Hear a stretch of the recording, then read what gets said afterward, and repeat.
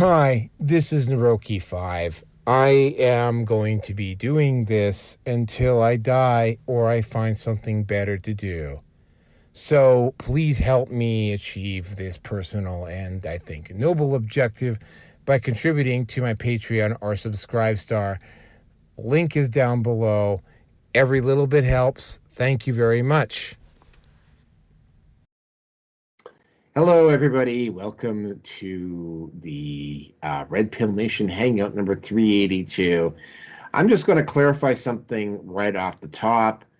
No, this isn't a Disney episode. It's only going to probably sound like that for I'm going to suspect we may go over an hour on the first topic.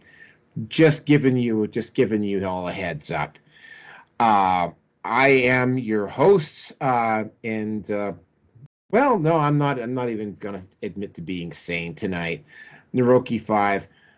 With me tonight is my normal partner in crime and recreational gimp suit wearer, Rearson. And Yeah. There you go. Good Shut man. Up. Shut Good up. Man. All right.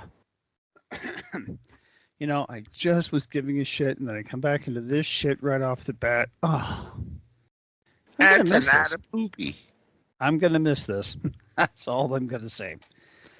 All right. Well, we'll see how long I last. Naroki and company are all well aware I've thrown my back out for bad posture and having too much of a beer belly. So ultimately, it is my own fault. I accept responsibility, unlike liberals. And I'll just leave it at that for now. All right. Also with us tonight, I was literally just on his show, like probably about 20 minutes ago, Angel Espino. Yeah, was it even 20 minutes ago? I think it was like 15. Not that long ago now. Yeah. And it's always a pleasure to be on your show here, and it was nice having you on my show. Now you're a victim. Now you've been officially made a voice inside the Jackal's head, which is the show I do, and you can find it on angelespino.com for those of you watching or listening, or however you're enjoying this product program thing that Naroki does every day or week or every once in a while. And you can go to angelespino.com, find out more about me, or you can go directly to my show page, which is thejackalshead.blogspot.com. Either way, I'm heard every Sunday night at 10 p.m. Eastern live, and it's on YouTube the next day. But if you want to hear it live, go to my website, angelespino.com, and it's very easy to hear it from there. Also, I'm on SoFlo Radio and on PSN Radio. And by the way, I do enjoy long nice walks at the beaches. Many of them. With a lot of, and the other word. And I enjoy these things because I can and I care. With that said, Roger. Well, you could enjoy the long walks on the beach. Yes, might want to just to blow off some steam when the Oilers win tomorrow.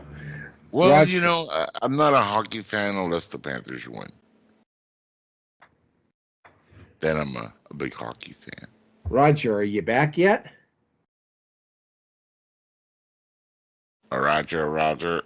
I think he might be confused with what the mute button is there. You gotta hit the mute button there, buddy. Oh, well, he did say he was going out to get a beer. Some tea or something. I've got water right next to me here. So, anyway, when Roger comes back, he can reintroduce himself. Those of you who don't know, I am only at Patreon as Naroki5. I am I have a YouTube channel, but I don't promote it. But I'm on YouTube, Odyssey, Rumble, BitChute, Brighteon, and MGTOW TV.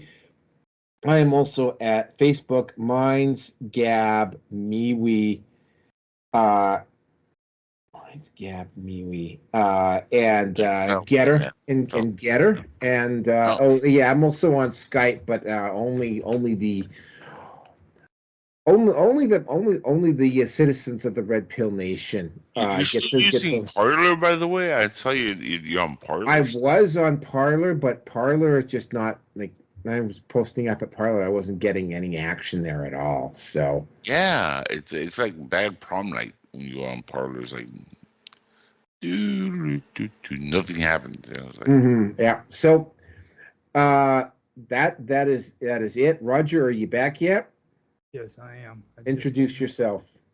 My name is Roger. My name's Roger Hansen. I am on my name's Roger Hansen. You can find me on minds.com. I'm also on Skype and Discord. Other than that, I'm on YouTube, Rumble, Odyssey. I started doing DLive, but I'm kind of on the ropes with that one, so I don't know how long I'm gonna keep on with that, but I am on DLive if you guys want to watch anything I've got on that. Other than that, I'm from Illinois, and that's it. All right, thank you very much. So the topics for tonight, and yeah, right at the top of the show, I mentioned Disney. I will just say it right now because I was just on Angel's show and I said it on his show. I believe Disney was the company that just kept giving this week. The Disney section. And some of the stuff is just absolutely unbelievable. Disney wants critical drinker banned for inciting violence. B, Disney and BBC hiding viewership figures for Doctor Who, and Rotten Tomatoes is complying. C, Acolyte star melts down when diss track aimed at Star Wars fan. Oh my God, what a debacle that is. And then if that wasn't, welcome aboard, V. Let me finish the topics and I'll have you introduce yourself. And D, and this one just rolled in like a couple of days ago. I got it added in. Disney caught on tape by O'Keefe Media Group admitting to anti-white racism. Oh my God. As if the Acolyte wasn't bad enough. Like I said, yeah. To quote Better Bachelor, the Acolyte is bad enough. Are you kind of bullshitting me right now? Yep. O'Keefe Media Group they nailed one of the senior executives for admitting that they openly engage in anti-white racism at Disney. Yeah. Who's also admitted that he knows he's not going anywhere with the current mentality within the Disney administration. But he stays there anyway. Because he's addicted to the money. He's also obviously addicted to Tinder because he fell for a honeypot. Just like Charlie Chester did over at CNN. Topic number 2, leftists attempting to cancel Reclaim Canada conference, which I believe was this weekend in Victoria. Topic number 3, YouTube introduces community notes function to its videos. Yeah. Topic number 4, and this one is probably more of a manosphere one, so again, I may go on this one for a while. Brittany Venti separates from Think Before You Sleep, and I will fill you in on the details of that one when we get to it. And this other one, and again, none of you guys are from Vancouver, but if you're listening to this and you do reside in the Lower Mainland of Canada, which is the Greater Vancouver Regional District, GVRD, I found out this week that Lauren Southern is a Surrey girl, and I will go into the details of the reputation that Surrey has, and in particular, the reputation that Surrey girls have, and it explains a lot about why Lauren Southern acts the way she does. Topic number 5. Lia Thomas officially banned from the Olympics. Yeah, she lost her case at the international courts. And then the corporate section, which also has a Lauren Southern bent to it. Airbnb officially exposed for practicing kin punishment. And when I get to that, I will explain, because that is the one that ties in with Lauren Southern. And then economic collapse, 3,200 stores closing via multiple companies. Most of them are chain block stores and restaurant locations, but a lot. So without any further ado, V, introduce yourself, and then we'll get this party started. Hey, you guys called me. I was playing Dark Tide. I'm like, what the hell you guys want? It's Sunday. What were you? Oh yeah, it is Sunday. You my can bad. go back and be playing with yourself. Just saying. I should. You and your happy onesie there. Yeah, we already know. That was the name. That was the name of your Dark Tide onesie. That's what it was. And it's future life preserver like jacket. Remember that. You know what? I think I might change my name to onesie on there. There you go. Anyhow, I am the host of the Red Pill Hardcore Radio Show, which is currently on hiatus, doing other things. But I'll be back with Red Pill Hardcore soon enough. Yeah, and so, yeah, I don't know. I want to talk about myself. Let's get the show started. All right, so here we go, folks. This is the Disney section. You will receive no apologies from me if this section goes on for over an hour.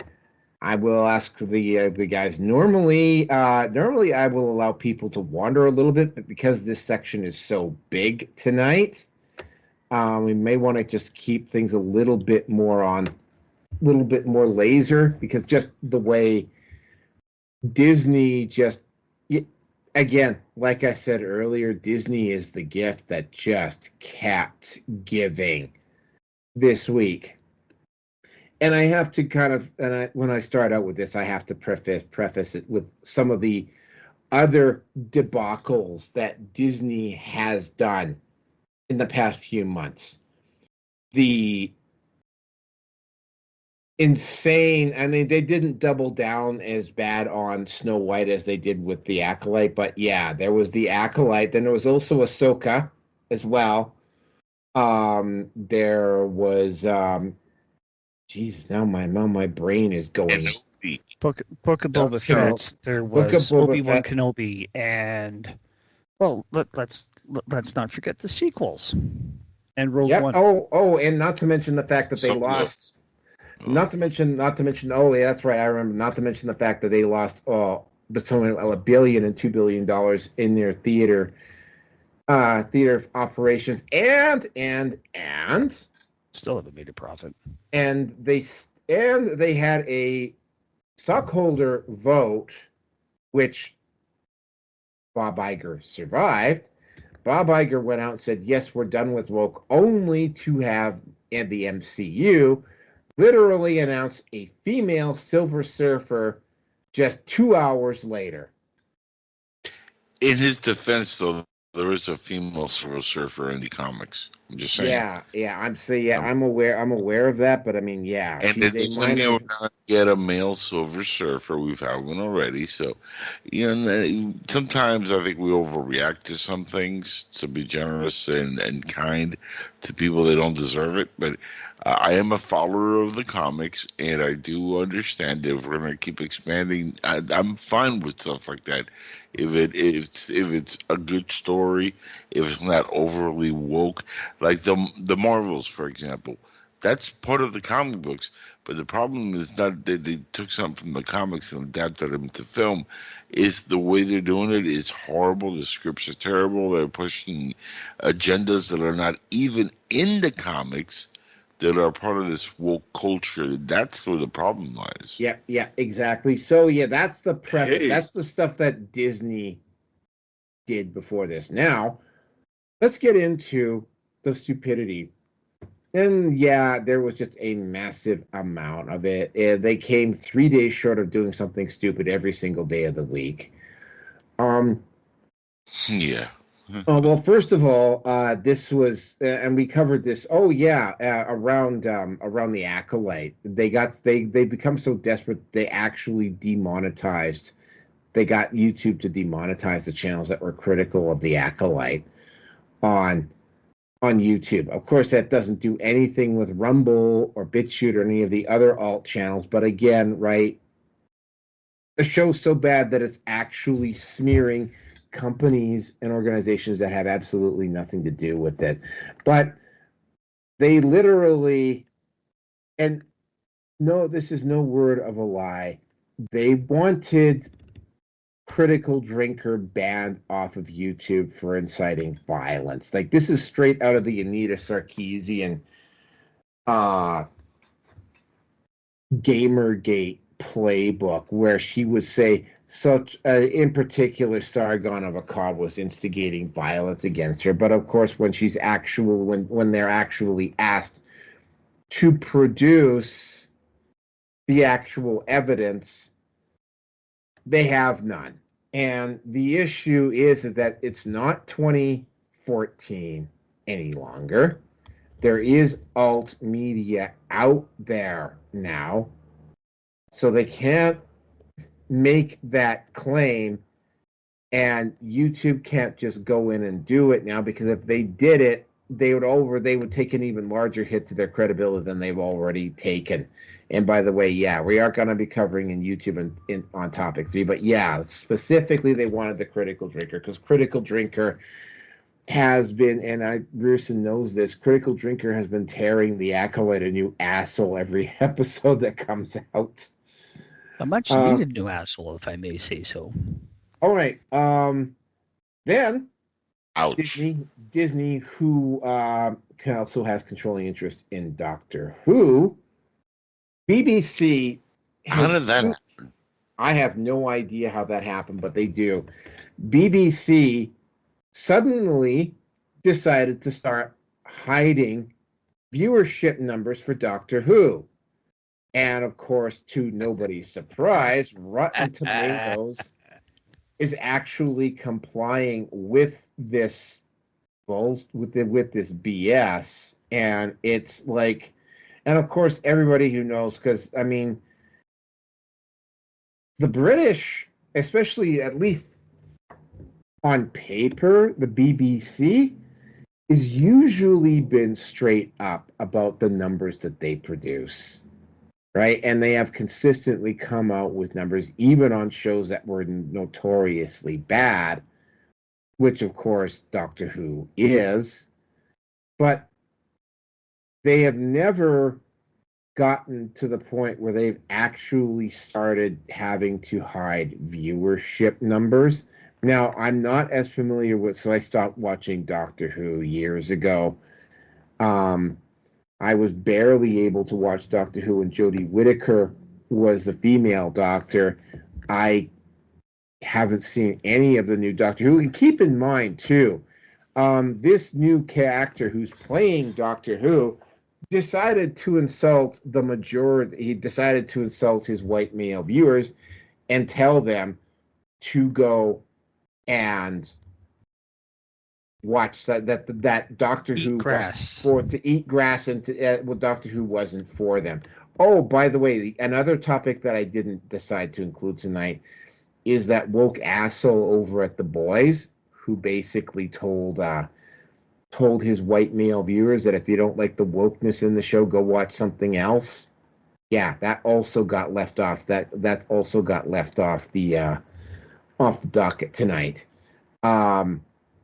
Then we have the diss track made by the star of the Acolyte, Amanda Stenberg. I saw, of course, because the internet is forever, right? Amanda Stenberg made this, and I've seen it, and I mean, I was so bad that I didn't want to subject any of you guys to it. It was god awful. In fact, and when she posted it up, she said she had 72 hours, and you guys have 72 hours to respond to it.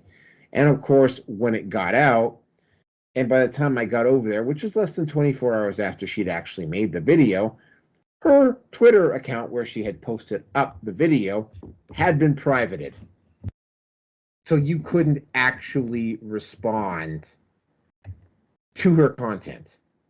Then the Hollywood press came out and made all of these big, bold, brave pronouncements about how Amanda Stenberg did this diss track to toxic Star Wars fans. Because as you well know, and I was mentioning this to Angel Espino, right? The Ferengi laws of acquisition, right? It's always like don't insult your regular customers. The regular customers is a good goal. Of course, it's like obviously Disney never read that and decided to insult the fans. Decided to go out and try to act like they had owned the fans, except of course the moment you go on YouTube, everybody can see that is not the case.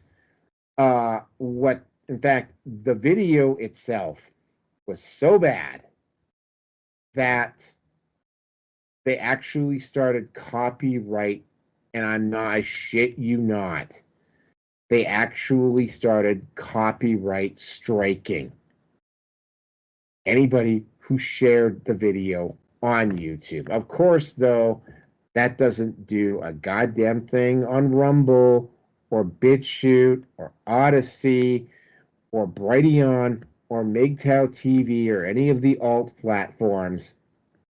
So they're trying to block this on YouTube like it's actually going to have some type of an effect. I saw the video. The rich, half white, half black girl made she can't dance worth shit. Her rhyme is just off. She's got no charisma unless you have an editing team there to polish the turd. Well, you know what? You can blame that all on her white half. Yep. Well, yeah, no, it's obvious that she has a white half because she can't she can't dance, because she can't dance worth crap, right? I wonder if she can play basketball because white man can't jump. I wonder if a white girl can jump. So yeah, and actually, she the WNBA they can't play basketball. She even had the Colin Kaepernick afro going. Like that's how bad it was. So the only thing I can conclude from this is that the executives over at Disney saw how bad it was and saw how badly Amanda Stenberg was going to get owned, and decided to run block for her, which just made the situation worse because it is up everywhere at X/Twitter. It is up at Rumble. Again, it's up at all the alt platforms, right? Amanda Stenberg privating her tweets so that nobody could see them to try to make it look like so it was only her stooges that were giving her strokes, right? Doesn't fool anybody except people who are either too lazy, too stupid, or too indoctrinated to check. And of course, the internet is forever. And by the way, Amanda Stenberg is also a crappy actress. But we're not. Mm. And by the way, she is part of the 1%. Like, she comes from a very, very rich family. She could have put necklace, though. Yeah. Oh, so she's not a victim, although she tries to play herself off as a victim. But wait, we are not done. What? There's more? There is more.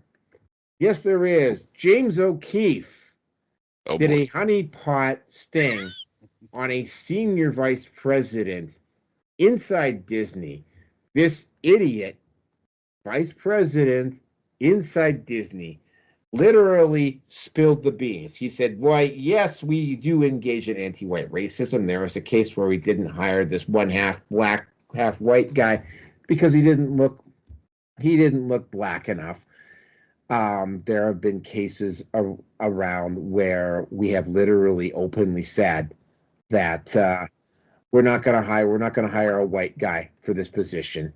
He has been told. He even admits he's been told that he's been turned down for promotions and contracts because he's a white guy, and yet he still continues to work for Disney. I don't know why. And he goes on to admit that they hide it. They don't tell. They use code words and phrases and say things to agents and actors to hide the fact that they're not hiring whites. And by the way, this isn't just actors. This is people within the company, potentially, I'm guessing, including crew. And of course, right, like Disney has had multiple leaks over the years, but this one is particularly devastating because it comes from James O'Keefe. I just saw today I saw the video where James O'Keefe is standing outside the Disney studios.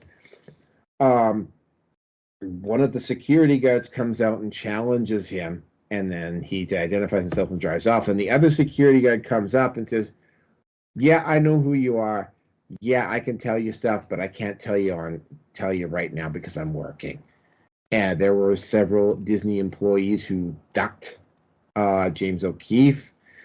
I didn't find the video where James O'Keefe actually challenges the senior vice president live in person. But yeah, Disney effectively has nuked itself from orbit, right? Like, it's at some point, this half black, half white guy is gonna he's gonna figure out who it is, right? And this guy has got a massive lawsuit coming. Any white, and particularly any white male actor that gets turned down for a role that was given a vague answer, or any agent that has had a white male actor turned down for a role at Disney is probably already got a lawyer. They're already potentially probably talking to a lawyer. So yeah, Disney is going to get itself, like, Disney is probably looking at multiple lawsuits. Well, Gina Carano is, I believe, suing Disney. Yeah, as well, on top of Gina Carano. So it's like Disney, if Disney wasn't in trouble before, they are definitely in trouble now. To quote Better Bachelor, Disney nuked itself from orbit. Like, they nuked themselves from orbit. And oh yeah, one question here. The order is me, Roger, Angel, and then Rearson. Where do you want to go in the order? I'll go right before Rearson. Okay, Angel, are you okay going third? Well, I've never had threesomes, but sure. Okay. All right, so that is it. I suspect we'll be going for a while on this one, but yeah, I am. I mean, I don't even think BlackRock is going to be able to save them this time. Like, they're done. Yeah, they're gonna need some black cock. Is what they're gonna need, because they're fucked. Yeah, the BlackRock. I don't need. You want to offer your services? He had to bring that black cock back up, didn't he? Don't get that. Hey, I was invited to a Diddy party once. So yeah, BlackRock is not going to be able to save them this time. I mean, I knew that Disney was unspooling. I didn't. After the year they had last year, you would figure they would have had enough brains to not repeat their insanity the following year, but apparently they are. And it's like, anything they release this year is not going to get any play now in terms of movies. They've lost all credibility. Iger, I don't know how Iger and Kennedy are even going to be able to hold on to their jobs much longer. I mean, it is that bad now for them. The only thing that's going to be profitable for them will be Deadpool, Wolverine. That's it. Well, here's the other thing about this. I mean, this is what's happened. I mean, This whole thing with it, and this is something that Better Basher was talking about. It's actually united Star Wars fans. It's actually brought like the ones that weren't that weren't the based Star Wars fans and just the regular Star Wars fans. Like the only Star Wars fans that are left now are the woke ones. Like the based fans and the regular Star Wars fans are now aware of what's going on. So it's united them. And it's like all of their screaming and all of their screeching now is just like having zero effect. And it's like anything that Kathleen Kennedy comes out with now, everybody's going to be looking to see if she sneaks the message in. Like they're done. Like Star Wars as a brand with Disney is effectively done. Like it's done.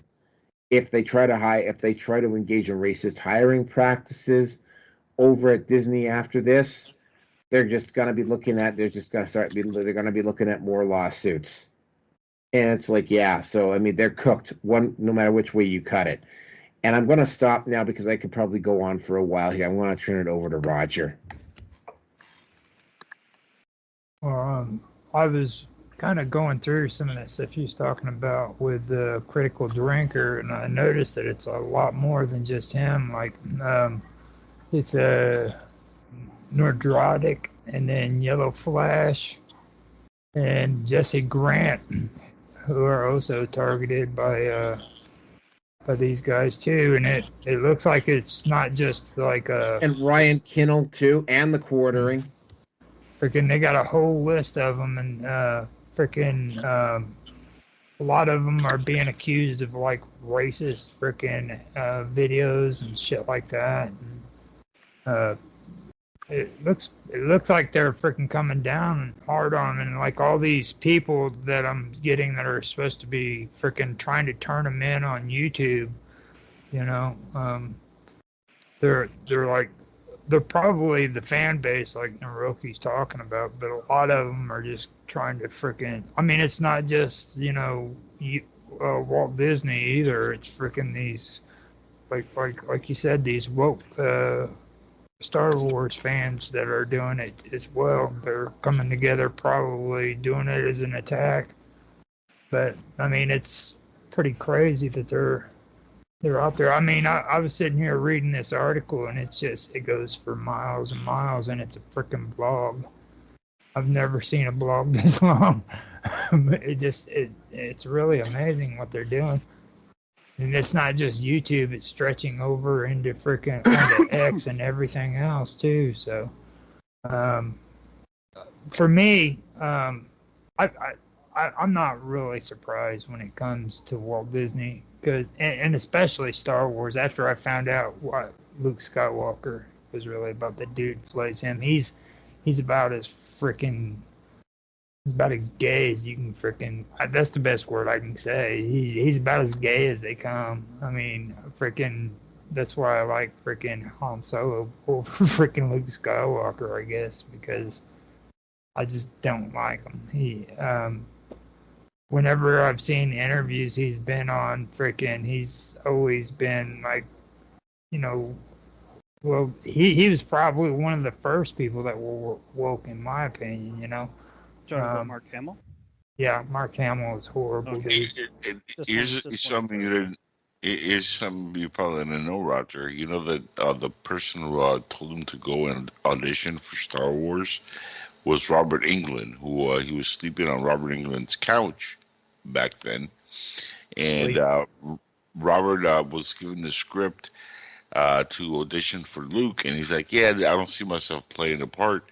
And he gave the script to Mark, and Mark went audition and got the role. Yeah, because I don't think Freddy Krueger with a lightsaber would have really worked. Continue. No, but could you think about how fruity they both are, like in real life? Have you seen them? Yeah, that's what I was saying. Whenever you said that, I was like sleeping on his couch. You sure he's sleeping? Yeah, that's what I'm saying. Yeah. Like freaking. I just. I love the freaking original movies, you know what I mean? And I think that they, like I said before, they screwed it up whenever they freaking brought the girl in who's supposed to be Luke Skywalker's daughter. And that was the last time I watched them. I don't consider any of the ones after that to be freaking to be Star Wars. And I think this even goes a lot farther than just freaking Star Wars and Walt Disney because, like, if you really want to talk about it, you take a look at, like, Wizards of the Coast when it comes to role playing games. Okay? They're just as bad. Look at freaking Magic the Gathering. Just as bad. They're all freaking doing the same shit. And it's like. Oh, well, Magic the Gathering was running block for pedos. Mm-hmm. They had to go to Hasbro. They had literally Hasbro had to step in and force them to have a screening process for the Magic the Gathering judges because Wizards of the Coast would not do it on their own. It's crazy, and all of them are freaking collaborating together. It's like a whole bunch of these freaking woke crazies are freaking working together. Now they're trying to make it to where you can't even freaking mention a word that has to do with Dungeons and Dragons without being in trouble with copyright. I mean, they're literally trying to do that shit. You know what I mean? And then you look at freaking the way Walt Disney is. And one thing that really got me suspicious about them, and when it comes to this activism that they've been doing, is back it was right at the beginning of COVID, if you remember. They tried to say chickenpox freaking popped up in Walt Disney World, you know what I mean? And I was like, hold on, dude, you know what I mean? What the hell is going on here? Like, they haven't had chickenpox here in the United States for like 10 years, and all of a sudden it mysteriously pops up in Walt Disney World, you know? And it seems like shit like that always happens when it comes to Walt Disney World, so I don't know, it just, but all I can say is they get what they deserve, you know. I mean, they've pretty much destroyed everything that freaking everybody who are in freaking sci-fi and comic books. They've destroyed everything about them, and I think they're connected with Wizards of the Coast and all that shit because the same stuff's going on there too. So that's all I got. Well, I can talk about this for days, but I'll try not to because I don't want to keep us here until 7 a.m. But I will say this, look, whatever Disney gets, Disney deserves. This woke agenda that's across multiple platforms is ridiculous. It's not needed. Like I was mentioning earlier, some of this stuff comes from the comics. I'm cool with that. I have no issues expanding in the comics if it's done appropriately. If it's something that has been there, not something you're just making up for sake of argument, or that you're changing characters for agendas and woke nonsense like the Miss Marvel and a lot of this stuff, that's where they fail. It's not that they have women in these movies, because women, like I've said before many times, Naroki and guys, you know this, women have always been there and been heroic in movies. Hell, Star Wars, had Princess Leia. She was a badass. And I've gone down this road before. There's always been chicks in movies that have been badass. Tomb Raider, Lara Croft, right? We've had many, many different instances where women have been badasses. The problem is the writing by these leftist radical lunatics that are now infiltrated in a lot of these different companies are the ones that are now writing this stuff. They're directing the movies. All the directors are now, these woke-driven agenda females that are all feminists, and most of them are LGBT, LGBTQRX, Y and Z, I don't know. But anyway, they're all part of that inner rainbow crowd, and they're pushing that agenda. That's why you see now a transgender person in Star Wars. You see a gay Doctor Who making out with his new boyfriend. And, it's ridiculous. These are not the characters that the original creators made when they envisioned these universes. I'm an old simple type of dude. I'm old fashioned. Give me what I love, and I'll support the product. I don't care if it's male, females, whatever. As long as it's good and it's appropriate to the product and the history and the lore, and it doesn't deviate from that in a very disgusting manner, and is so in your face and consistent with bad products. The problem with Disney is they have the wrong people in place running the ship. They had a lot of bad ideas and a lot of bad things that they did, not just to Star Wars. They destroyed the Willow franchise. They destroyed Indiana Jones. How do you fuck up Indiana Jones? Well, Dial Destiny, Kingdom of the Crystal Skulls, both proved that even Indiana Jones can be messed up. But I mean, Willow, they screwed up Willow for Christ. I mean, he's a little itty bitty guy. How do you screw that up? It's like Lord of the Rings, but with midgets instead of like Frodo and hobgoblins or whatever the crap is, walking trees. I mean, it's like a wannabe of Lord of the Rings. How do you mess that up? It's part of my childhood, and that's the insulting part. When they go and do things that are part of our childhood to gain a new audience, and Warner Brothers is doing it. I lost interest in Doctor Who a while back in the middle of the Peter Capaldi era.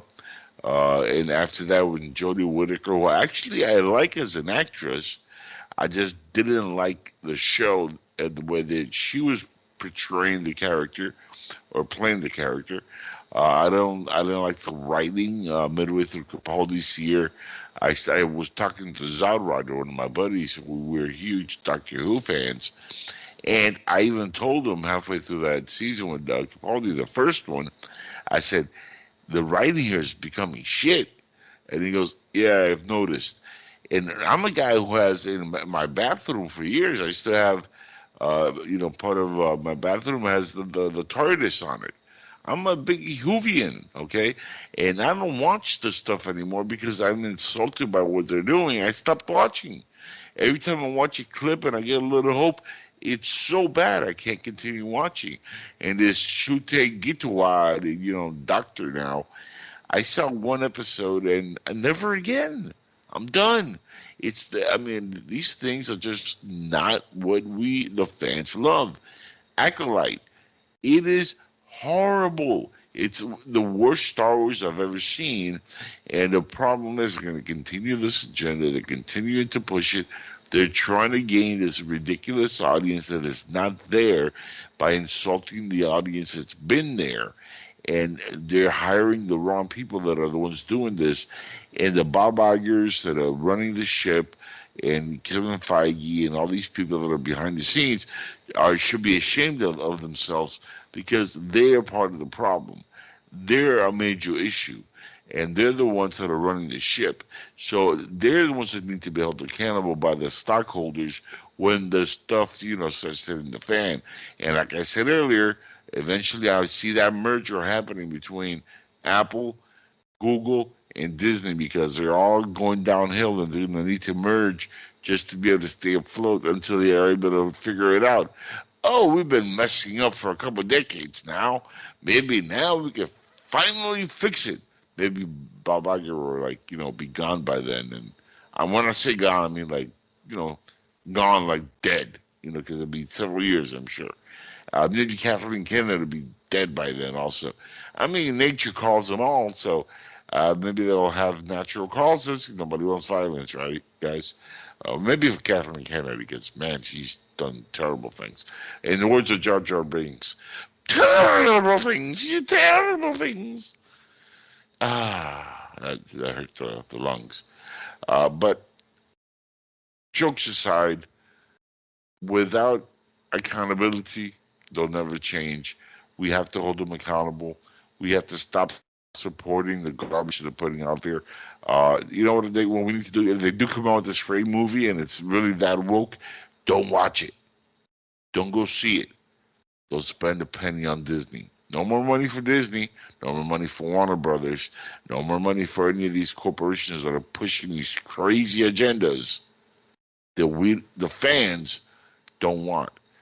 Keep it real. Keep it to the lore. Keep it to the mythology. Keep it to the things that we know about these characters that made us love them. And we will go and see them. I mean, there's been $1 billion movies. And I think Steve said it earlier. I think the one product that they have for going for them, which the people are going to support, is Marvel and Deadpool and Wolverine. Why? Because the last two are fucking awesome, and the trailers and everything we've seen on this one is fantastic. And Ryan Reynolds knows the product. He knows how to get this done right. He is not a pushover, and this guy is he's in love with this character. He's been in love with this character for decades. He pushed and pushed and pushed to make it happen. And I can't wait for that movie. That's the one movie I really wanted to see this year. That and the Ghostbusters, Frozen Empire, and Demise, which it was an independent movie. Those are the three movies I really wanted this year, and I got to see only two of them. So this is the last one on my list. Cannot wait. Oh, by the way, I'm sorry, 4. Ghostbusters, it was one of them. But the other supernatural one, Beetlejuice. Can't forget that. I really want to see that. So 4 movies this year that I really wanted to see, and I got 2 already, and a few more to go. So with that said, I'm all done. I'm disgusted by everything that's happening with these woke people going nuts.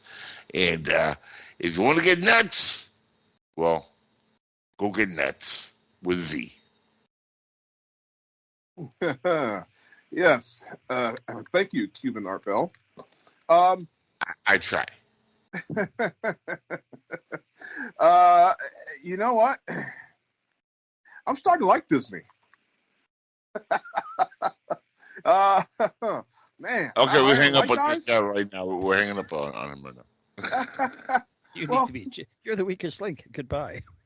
Bye. Or in the words of the Backstreet Boys, bye.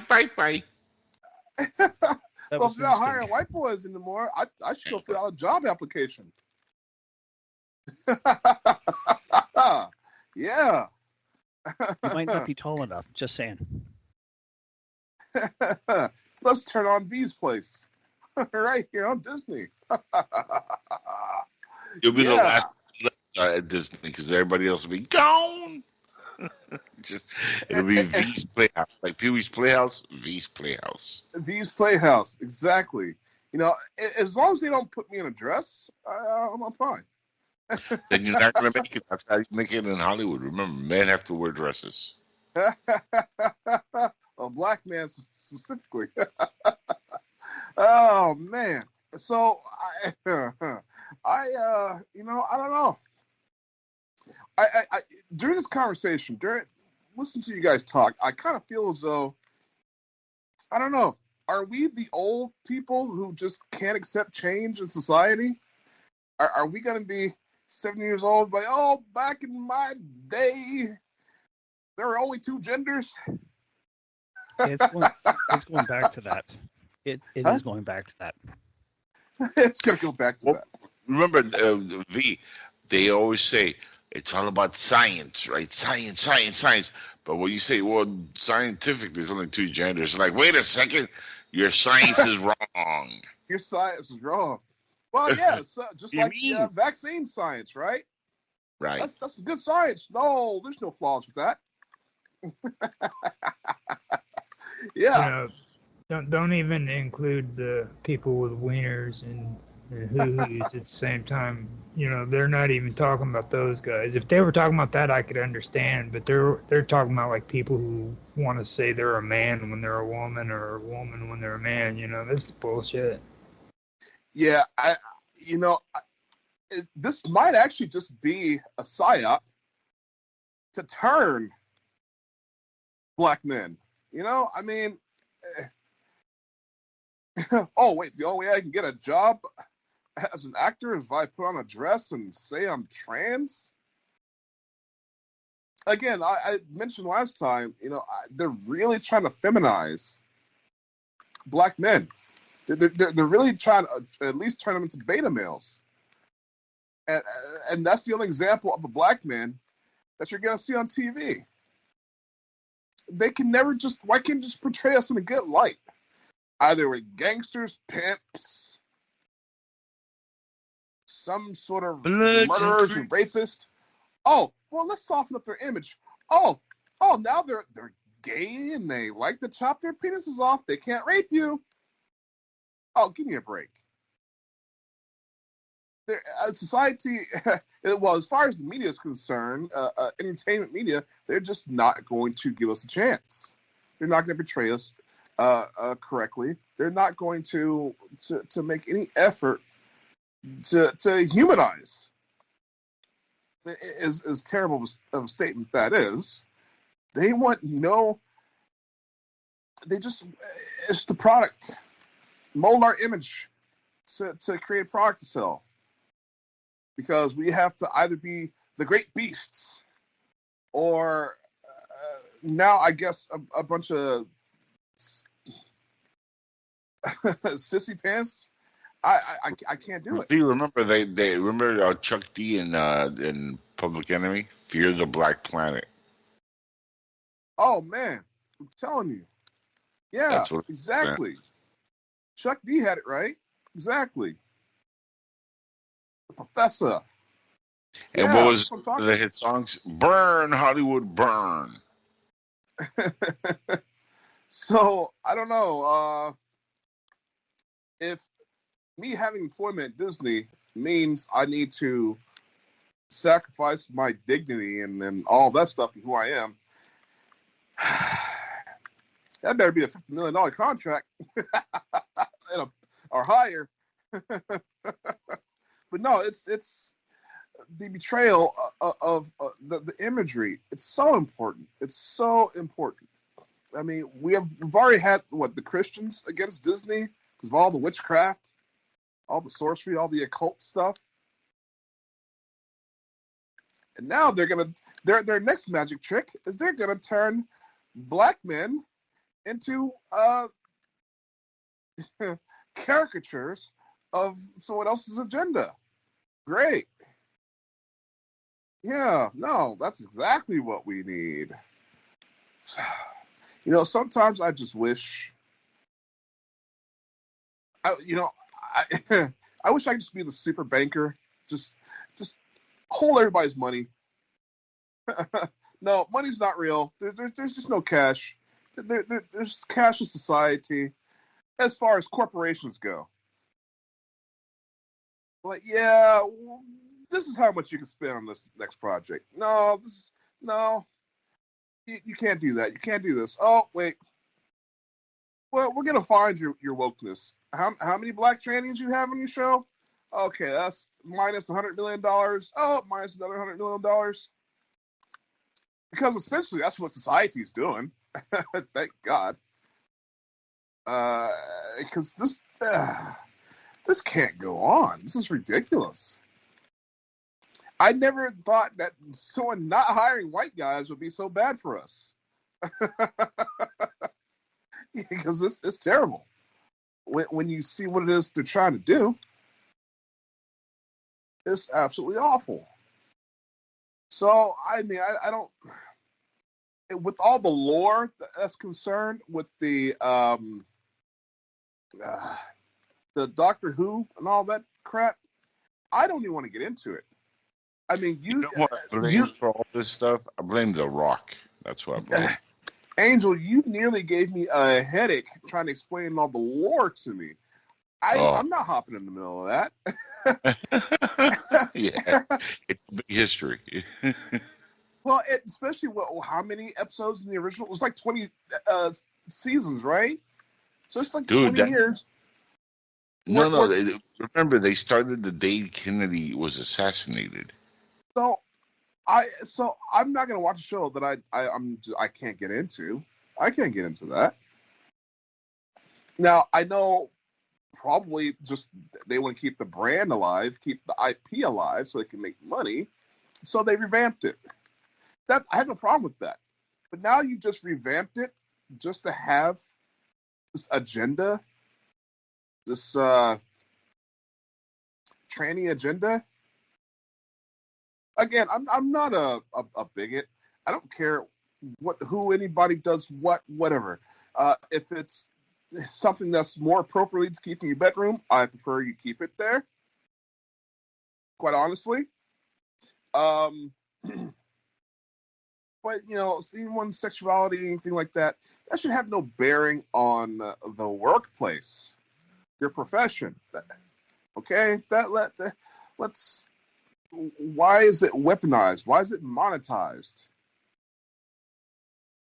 Why do I get to be socially engineered, told to eat the bugs, eat the bugs, as Naoki would say. I should eat the bugs. Yeah, I mean, it's ridiculous. I don't want to go too much longer on this, but go ahead.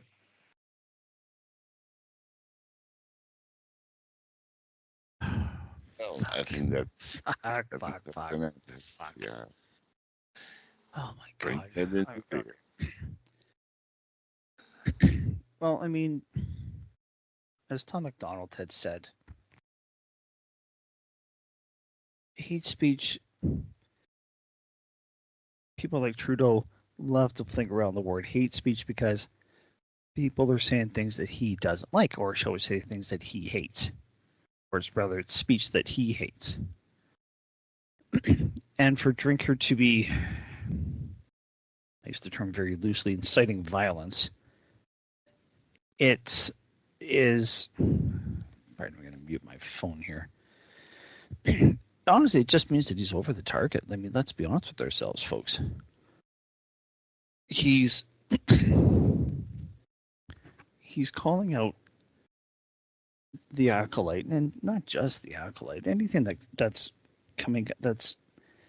been released from DSW, Disney Star Wars.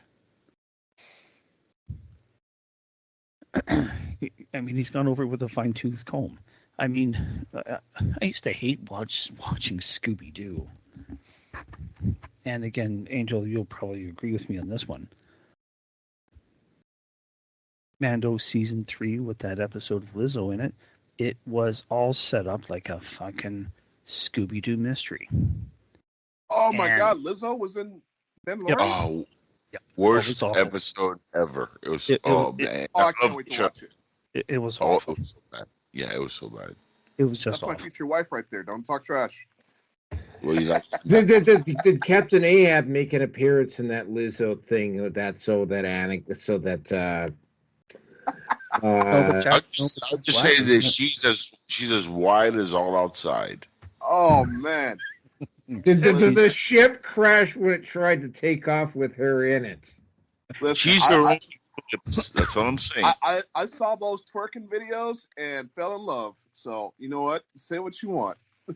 So we will. We will. Yes, we will. Anyway.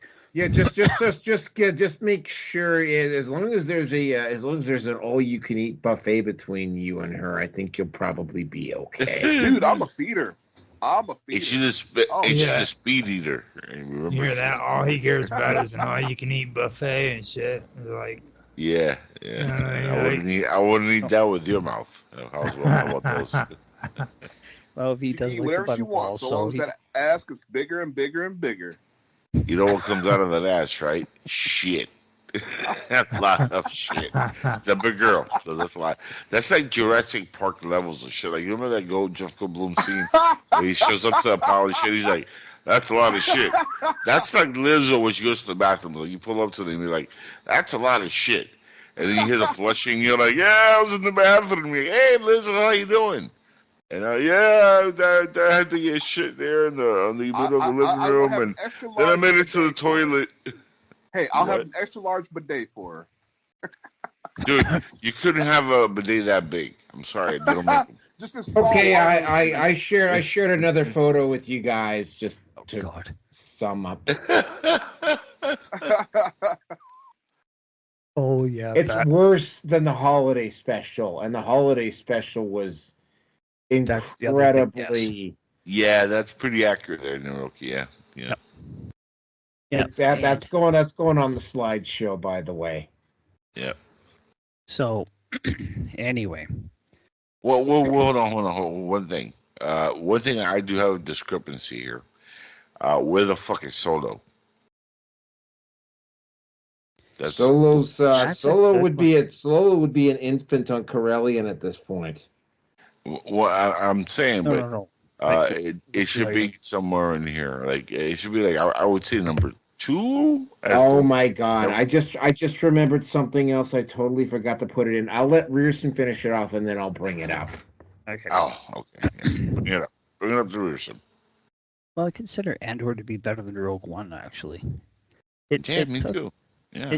It took time, and I mean that's the kind of Star Wars that I'm okay with because there isn't any Jedi. There's no Force. It's just regular people or ordinary people in one form or another doing extraordinary things. In a galaxy far, far away in the Star Wars universe. That's it. That's George Lucas actually had that idea for the sequels to make that part of the story. Well, I mean, it's not that there wasn't a ton of, at the time, what was canon from all of those authors and the novels that were made. But no, they had to throw the baby out with the bathwater. Now they're complaining because, well, people are bitching because the baby's hit the ground and it's almost dead. So, but getting back to people like Critical Drinker, I mean, I listen to his stuff quite regularly. If it's not him, it's D-Day Cobra or Desmaru. I don't like Ryan Kennel. The guy, whatever he needs for stimulus, he needs to cut back, if not cut himself off completely, because he's bouncing up and down like a... What the fuck? Yeah. I don't know, but that was cool. Somebody farted, dude. What the fuck was that? That was not a silent but deadly. That was a loud and in charge. Like Charles in Charge. No. That was the elevator in Dark Tide. We call that a Scott Baio moment. Sure, I'll forget that. You blamed it on Dark Tide. You hear that shit? But I mean, Looper, I've never really listened to that YouTube channel, but he went right after Critical Drinker. No, Star Wars or Star Wars Story, one of the two. Like, I mean, YouTube is being utilized as a weapon at this point. Disney's lost. They've lost the narrative on this. Again, when I went with my son to see episode 1 of the theater, I walked out, I flipped the Acolyte. As soon as it came on, the movie was over, I flipped the Acolyte, the bird, and I was like, nope, this is it. Because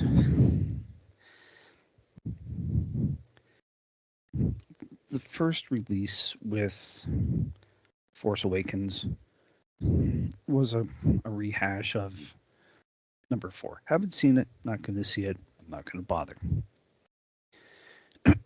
2 was The Last Jedi was off the fucking rails, flew off into the weeds, way on left field, deep into the rhubarb.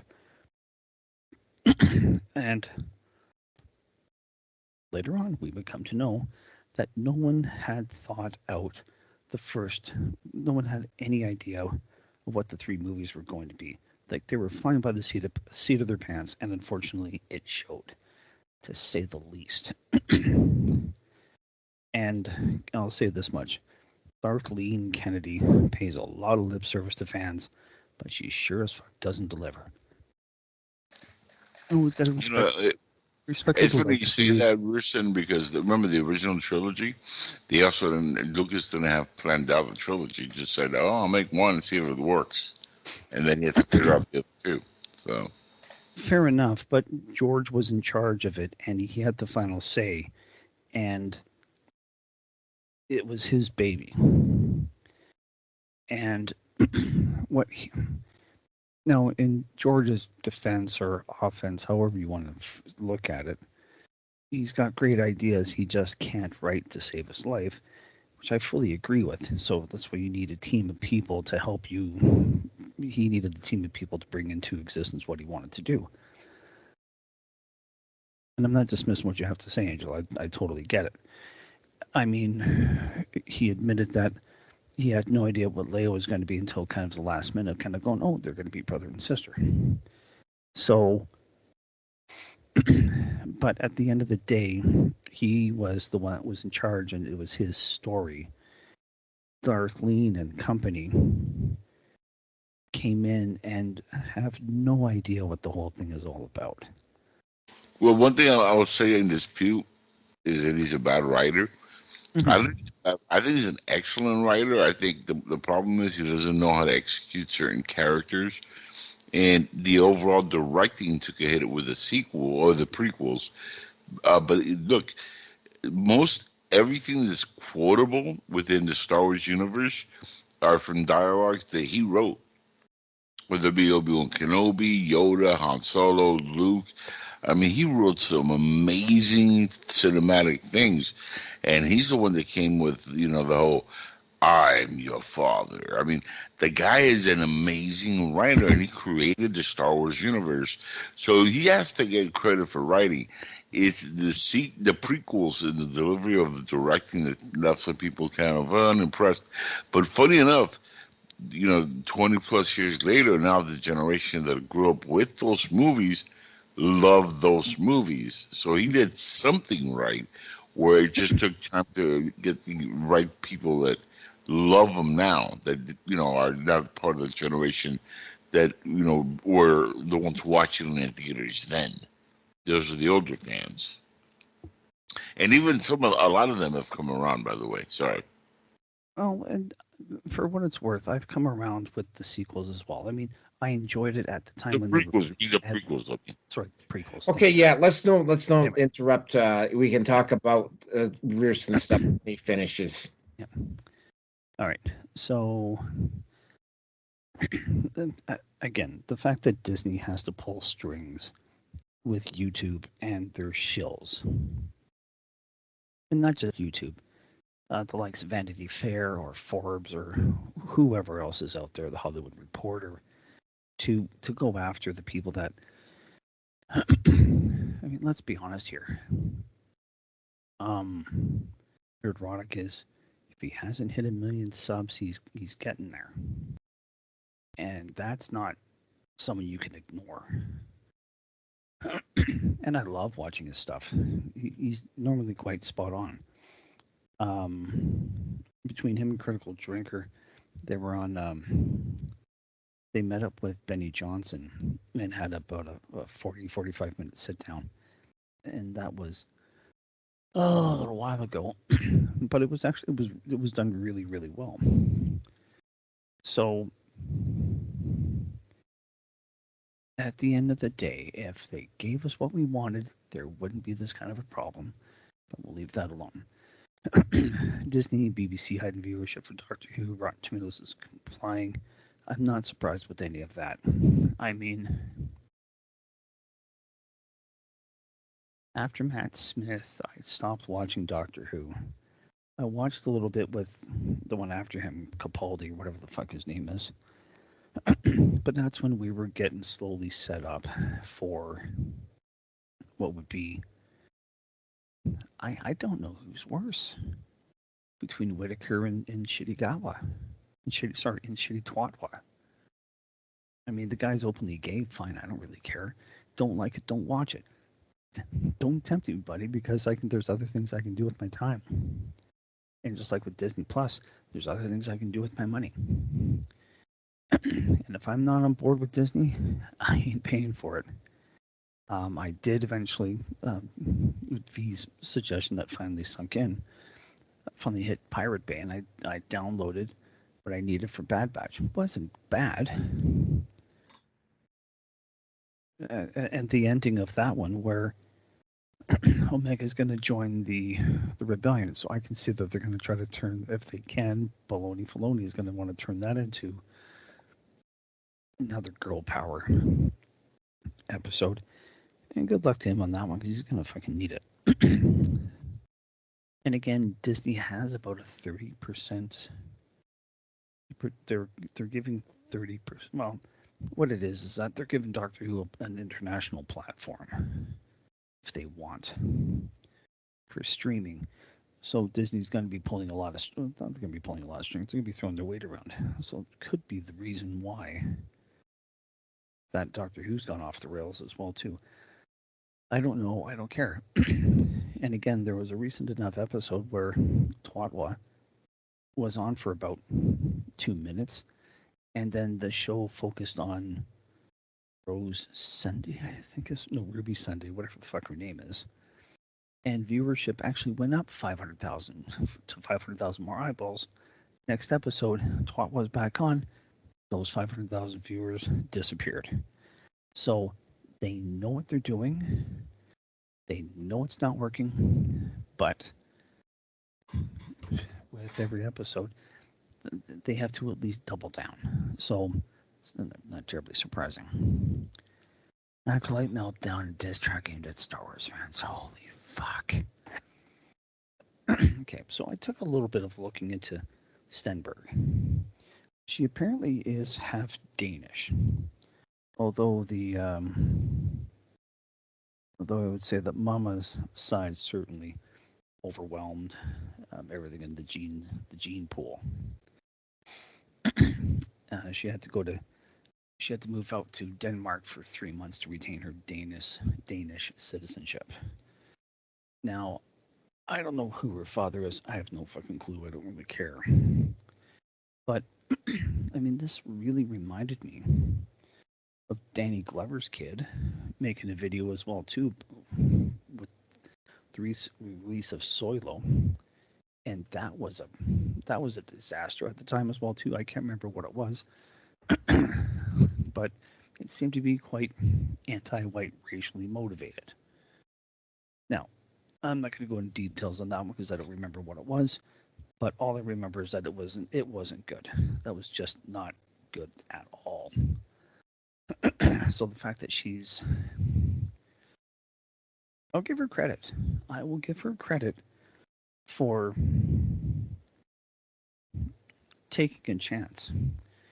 It's just that unfortunately she's just best to act. Oh, and as well, she identifies as being pansexual.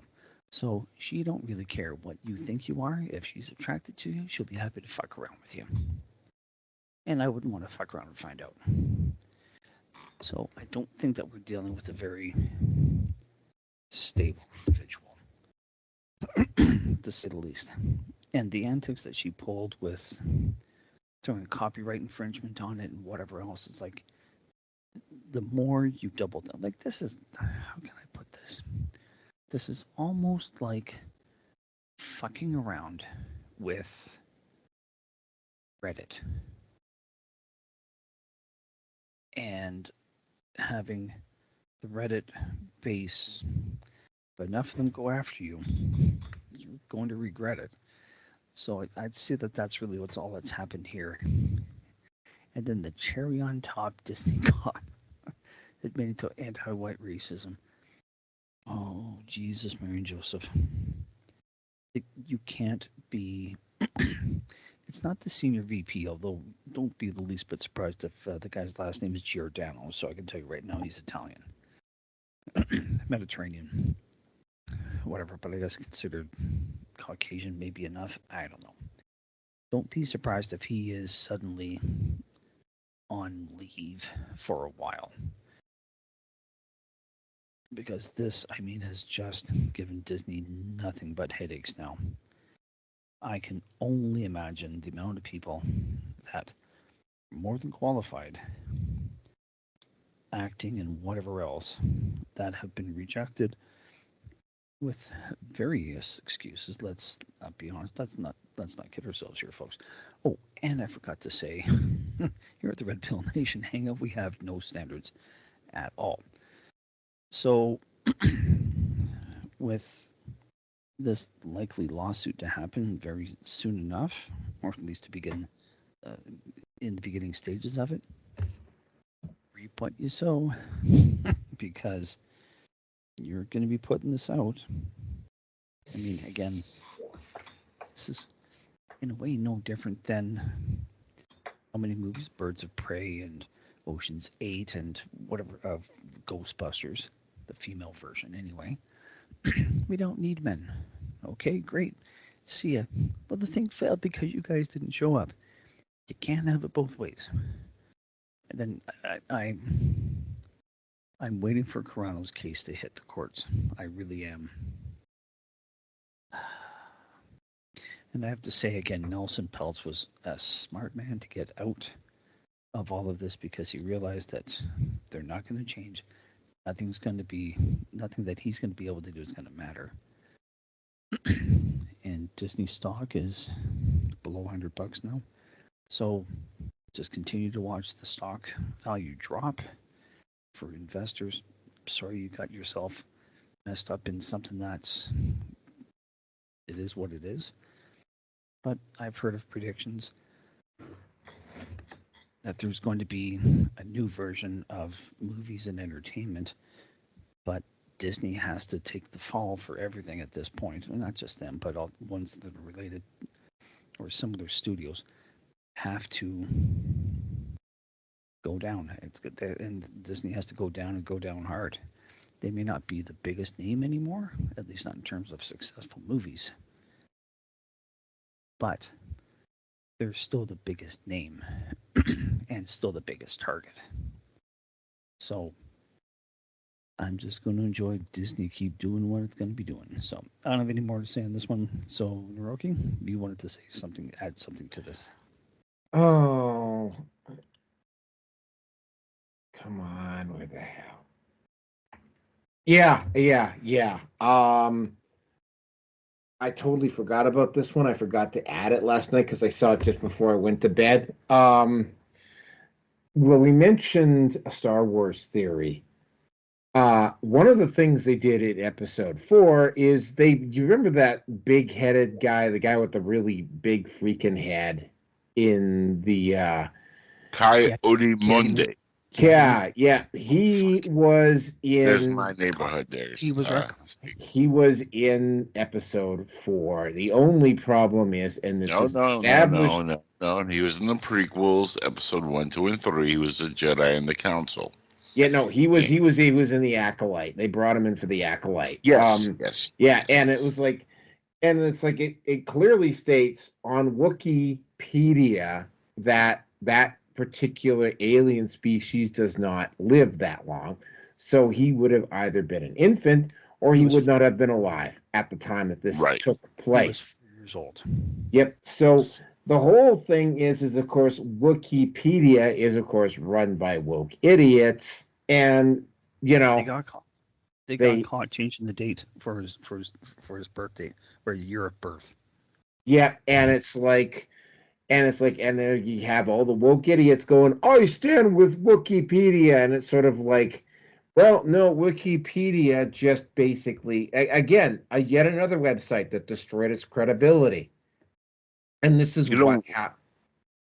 Well, real quick, Naroki, there's one thing also besides that whole year gap thing. And this is the funniest part of all. Within the prequels, the movies, he says the Sith haven't been around for millennia, right? So wait a second. What are they fighting in the Acolyte? Yeah, exactly. So anyway, this just goes to, I mean, again, right? And of course, you get the woke girls and what's the matter? It's just a fictional universe. Well, I mean, this is exactly the same sort of thing that's happening over with Games Workshop and Warhammer, right? The way the Warhammer universe is set up, you literally cannot mess with the lore without destroying the content of the actual universe over there, right? And it's like, and you're getting all of these woke idiots on Game Workshops and Warhammer 40K groups going, oh, what's the matter? It's just a fictional universe. And it's like, well, okay, well, then we can change George Floyd into a white man. We can make shut your mouth. Yeah, we can if you want to start getting into fictional universes, we can make Black Panther Mexican. We can make him a Mexican midget. We can turn Yes. we can turn watch. Katniss. We can turn we could turn Katniss Everdeen into a black transgender midget. I mean, it's like if you want to start going there, let's go there, right? Hey, And Captain America okay, can well, be how about Captain this? Puerto Rico, by the way, because look at the U.S. 1-star, Captain Puerto Rico. Okay, well, how about this? Captain Saudi Arabia.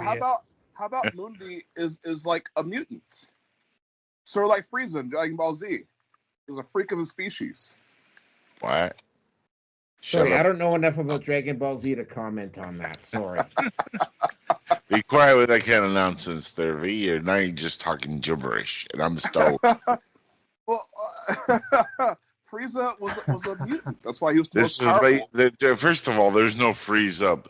There's carbonite freezing. Let's get the terms in, correct and the pronouns right. Carbonite freezing, my friend. Not freeze up. George Lucas is a great writer, and he came up with terms that was better than the shit that they're doing now. Now it's hey, your watch is wrong. George Lucas would have come out with like a whole different thing. Your by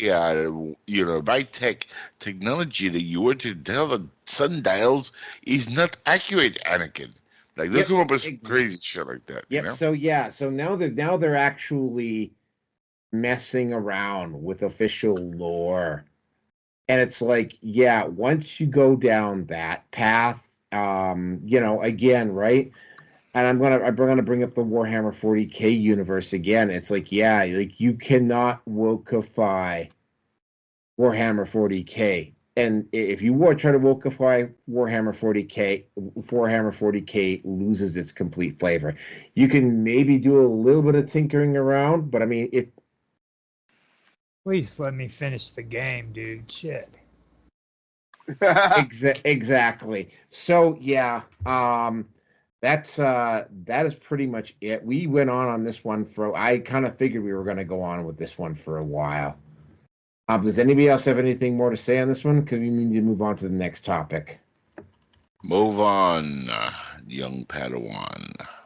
All right. Wow. I had a feeling we were going to go for a very, very, very long time on this one, and we did.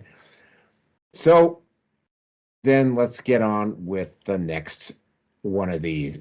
Okay, so there was a convention in Victoria, BC, this weekend. It's basically the same thing that's happening in the United States is happening in Canada. The right and the center are starting to come together, and of course, they decided to have this Reclaim Canada conference in Victoria, which has to be the single wokest goddamn city in the entire country. To give you an idea of how woke Victoria is, one of the two Green Party candidates that's sitting in the House of Commons in Canada is from Victoria. I think maybe they picked that particular place on purpose. The LGBTQ2, whatever the fuck, I can't remember all of the abbreviations for it. They were protesting. They had people from Every Child Matters, basically that group from that started up with the camels thing. They were protesting because apparently a couple of the people that were attending, that were going to be speakers at this convention, were doing the actual right thing and questioning the narrative around the Camels residential school. That's a whole can of worms that I don't even want to get into. And of course, right, they were holding this conference to deal with censorship and cancel culture, and of course the far left, which dominates Victoria, BC politics, tried to engage in cancel culture and censorship to stop it. There were probably protests outside of this thing. The amount of lies, they literally went to city council and they tried to get this canceled. The only problem is the city council doesn't have, they very wisely held this event in a private facility that does not answer to the city. So they couldn't, there's nothing that the city government could do about it. And they chose, and strangely enough, despite Victoria being a massively woke place, the city council voted not to do anything about it. But I mean, it was like, yeah, no, they were absolutely just losing their crap over this. I am looking forward to the day when they have this in Calgary or Edmonton, or even Vancouver. I would happily attend. Hopefully I will be able to eventually attend one of these. There was probably, and basically this has a lot to do with what happened at ARC. What happened at the ARC convention in London, not London, Ontario, London, England, is that I believe one of the things that happened is that they have decided that the various countries that sent delegates there have all decided that they were going to, each country, hold their own version of ARC in the country to deal with the problems that exist within each country. Now, I was a little bit surprised that they did this in Victoria of all places. There were some people there that I really wouldn't have necessarily agreed with, but I mean, for the sake of what we're having to go through, I would have probably held my tongue. But the far left did everything in their power to try to get this convention done. And of course, to absolutely nobody's surprise, they did not in any form or function try to address the hosts of the event itself. The hosts, though, did show up at Victoria City Council to make their case. They also made sure that the facility that was holding the event put out a statement strongly supported. And they didn't necessarily strongly support the politics of the event, but they did say it's like, yeah, no, we're a private facility. We don't answer to the city of Victoria. So, yeah, a conference that was designed to cancel censorship and cancel culture was nearly the victim of censorship and cancel culture. And I am not sure which country is more woke, Ireland or Canada. Well, maybe not Ireland anymore, because Ireland also in the most recent European elections booted out their government, and they sent a whole bunch of conservatives back over to the European Parliament as well. So I think Canada's right at the top of the pyramid, at least for now. And with that, I'm going to turn it over to Roger. Yeah, I checked out some of this stuff, and one thing I thought that was disturbing is in Czech News, they had a freaking article in there, and they were talking about the freaking protesters and the conference and stuff.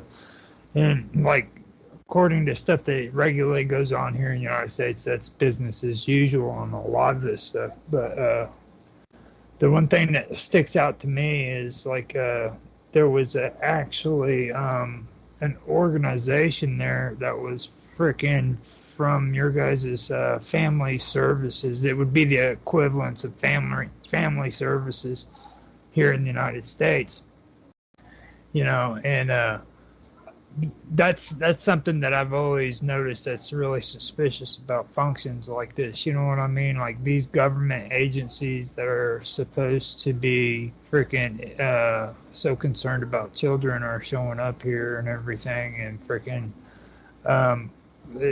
I guess they call it the Grace Lord. She was the Minister of Children and Family Development, and she was at the protest. And see, that's the thing that I was talking about with me and Mark. We do our show, and we've been going over like the socialism and how socialism grew in England. And after that, we've been getting into the conservative stuff, and it's really weird how their politics is. And like when it comes to Canada, I know that now I know a lot more about what the Tories were, and originally when everybody freaking here in the United States left the colonies here and moved up into Canada, the majority of them were Tories, and they were ruthless. You know what I mean? And what I don't understand is how freaking your guys' politics changed so much, because I know the Tories changed over to the Whigs eventually, but I mean, like, you guys were like majority Tories, and then all of a sudden it's like we're getting to where freaking there's socialism just saturated into Canada, and I just that throws me off. And like the conservatives over in England, it's really alarming if you look at them, because a lot of it is really freaking like white nationalists in disguise as freaking conservatives, you know what I mean? Especially the younger ones. And it's really alarming. But like over in Canada, we were just talking too about like freaking they're banning freaking conservatives from showing up to gay pride freaking parades. You know what I'm saying? I'm like, what the hell, dude? I mean, that threw me off when I heard you saying that. And I was like, oh my god. So like that's some of the stuff that really makes me stop and think about Canada's politics. It's very, very interesting. I don't know if you realize how interesting your politics is, but it's really, really strange. And let's get gay, eh? Another thing that sticks out to me too is I've been asking this question, and I'm pretty sure I'm getting the answers now, because like freaking this whole thing about England and constitutions, everybody keeps bringing up freaking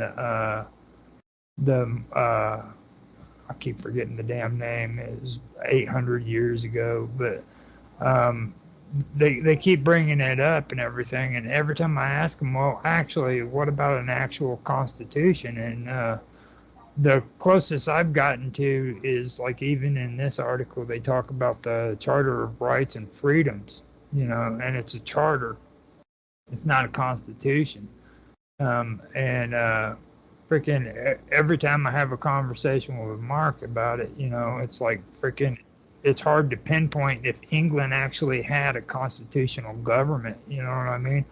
So I found that out, and then this year I've also been finding out like freaking these politicians, when it comes to the colonies and freaking Britain, I mean, they can just change freaking their constitution at a whim. I mean, there's nothing stopping them from doing it. Like if they don't like something, they can just freaking change it, That's something that really trips me out. So when I read about stuff like this and I freaking find out little bits and pieces like this, it makes me want to do more research into that to find out what exactly it takes to freaking change your freaking charters of rights. Because by the way it sounds, that's the only thing that saved freaking these guys from actually being able to have their say at that freaking convention, because the city refused to tell them they couldn't freaking do it because of the Charter of Rights and Freedoms. So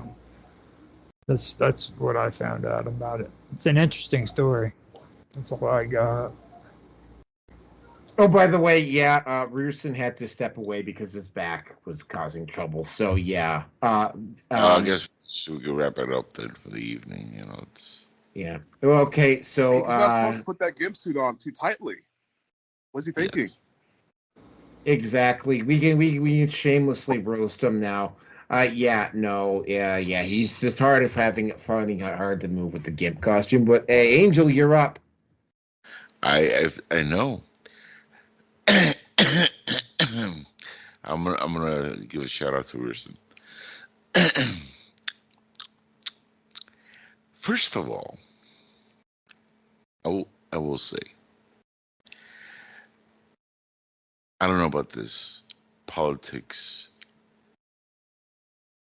and where it's going with socialism right now. I'm gonna miss him when he's gone. That's what I'm saying, Rocky. I'm gonna miss Steve. But look, in all seriousness, all jokes aside, because he's not here right now. But this whole thing with the way the woke socialism, or just socialism, Marxism, communism, whatever, has infiltrated not just America but Canada, Europe, all over the place, is not shocking to me because look, what happened in Canada? Canada was always kind of been in the fringe of like the right person can come along and fool the right set of people, and the rest will fall behind. And if the right mouthpiece blows his way there, we could have people just tag along and be sheeple. That happened when Justin Trudeau Castro, got over there and started doing the evils that he does. And it's been happening here in America. It's happening in Europe. It's happening in a lot of these, South American countries. Venezuela, it happened there. Happened in Cuba many years ago. Socialism is a minority within the world, but unfortunately, they figured out how to take over from within. So even though they make a small part of the population, they've become so awoken and with their wokeism that even that small percentage has infiltrated the right places, and now we're all facing the consequences. And unless we do something about it, we're all gonna be stuck with it. Unfortunately, when we say things like this, it often means we're gonna start beating some heads in. And the unfortunate part about all this is those are a lot of the kids of other people that have no, problems with the way things were. And some of them, the kids just came out kind of semi-stupid because of the education that they had here, or as we really should refer to it, the miseducation and the overall grooming of this current generation of people that are, continuously gaining control and access of the world. And it's being driven by the billionaire elitists of the world, the social economic drivers of this world, the guys who are behind the scenes, behind the Rockefellers, the Rothschilds, the Morgans, behind all this, the secret societies. The real people that run this, the aliens, they're the ones in control of all this shit. There, I said it. There's an all alien thing, and they're grooming everybody because they want to depopulate the planet so they can take over and be like, "Nanu, you bunch of idiots! Now we're running this shit." And what can we do? We're inferior. We have no technology. The aliens are gonna run us out of existence, y'all.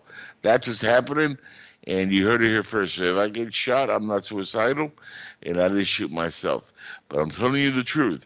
This is an agenda to reform this planet in a different way, and it's to lower population. It's to do away with the male. And how do you do that? You make them feminine. You destroy agendas.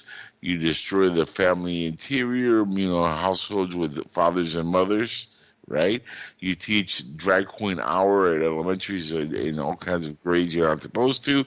You indoctrinate the youth and become the leaders of tomorrow, and then we're all screwed. And then in about 20 years, you'll have Neuralink in everybody's brain, and then about 40 years, the aliens are going to completely take over. Get ready, it's going to be a bumpy ride. With that being said, Uranus is in for a hell of a treat if you're into the kind of thing, because they do a lot of probing, I hear. I just hear it's never happened to me. That's about it. That's all I got to say on that topic. We don't have Steve on here anymore, so. V? Yeah, V, you're up. You want to know the funny thing about Uranus? Well, it's large and in charge. It's a gas giant. Yes, this is true story. A lot of farting in Uranus. A lot of farting. Yeah. Well, I don't have too much to say on this, but actually, for the past month, I have been inundated. I've been flooded by YouTube because of a certain device I use. I'm not using my other device where I have the commercial blockers, but after every other video, I get a commercial. Well, I did a commercial for the Madison event here in Wisconsin at the Sylvie, the gay trans drag show. And it's the most colorful commercial I've ever seen. Guys really dressed in drag, all these colorful outfits, and the overdone makeup. Oh, every other video, that commercial is popping out. Now, I'm going to tell you, Wisconsin's, well, it's not exactly a blue state. Okay? So it's creeping. It's creeping.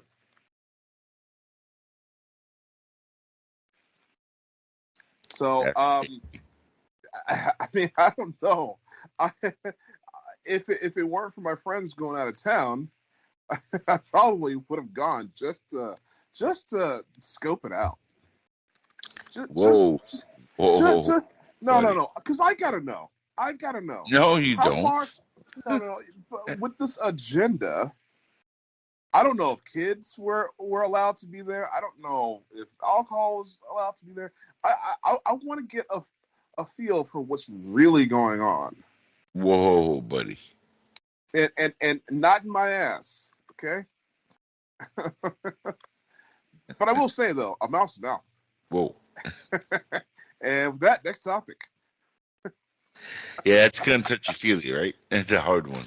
Wait a second. Well, actually, yeah. I was going to pitch a show. Okay, so it's like a reality TV sort of thing. So you get a bunch of dudes, you put them in the house. No, I'm not into this already. and the rule of the house is no masturbation. Cannot masturbate. So that would be however, me out right away. You put a drag queen in the house who's allowed to do whatever the hell he wants to do. Everybody in that house will become Fleece Johnson real quick. I want some of that booty. Well, see if sexuality is really a choice. That's the experiment I want to run. Anyways, back to you, Dorothy. Okay, thank you very much. So YouTube,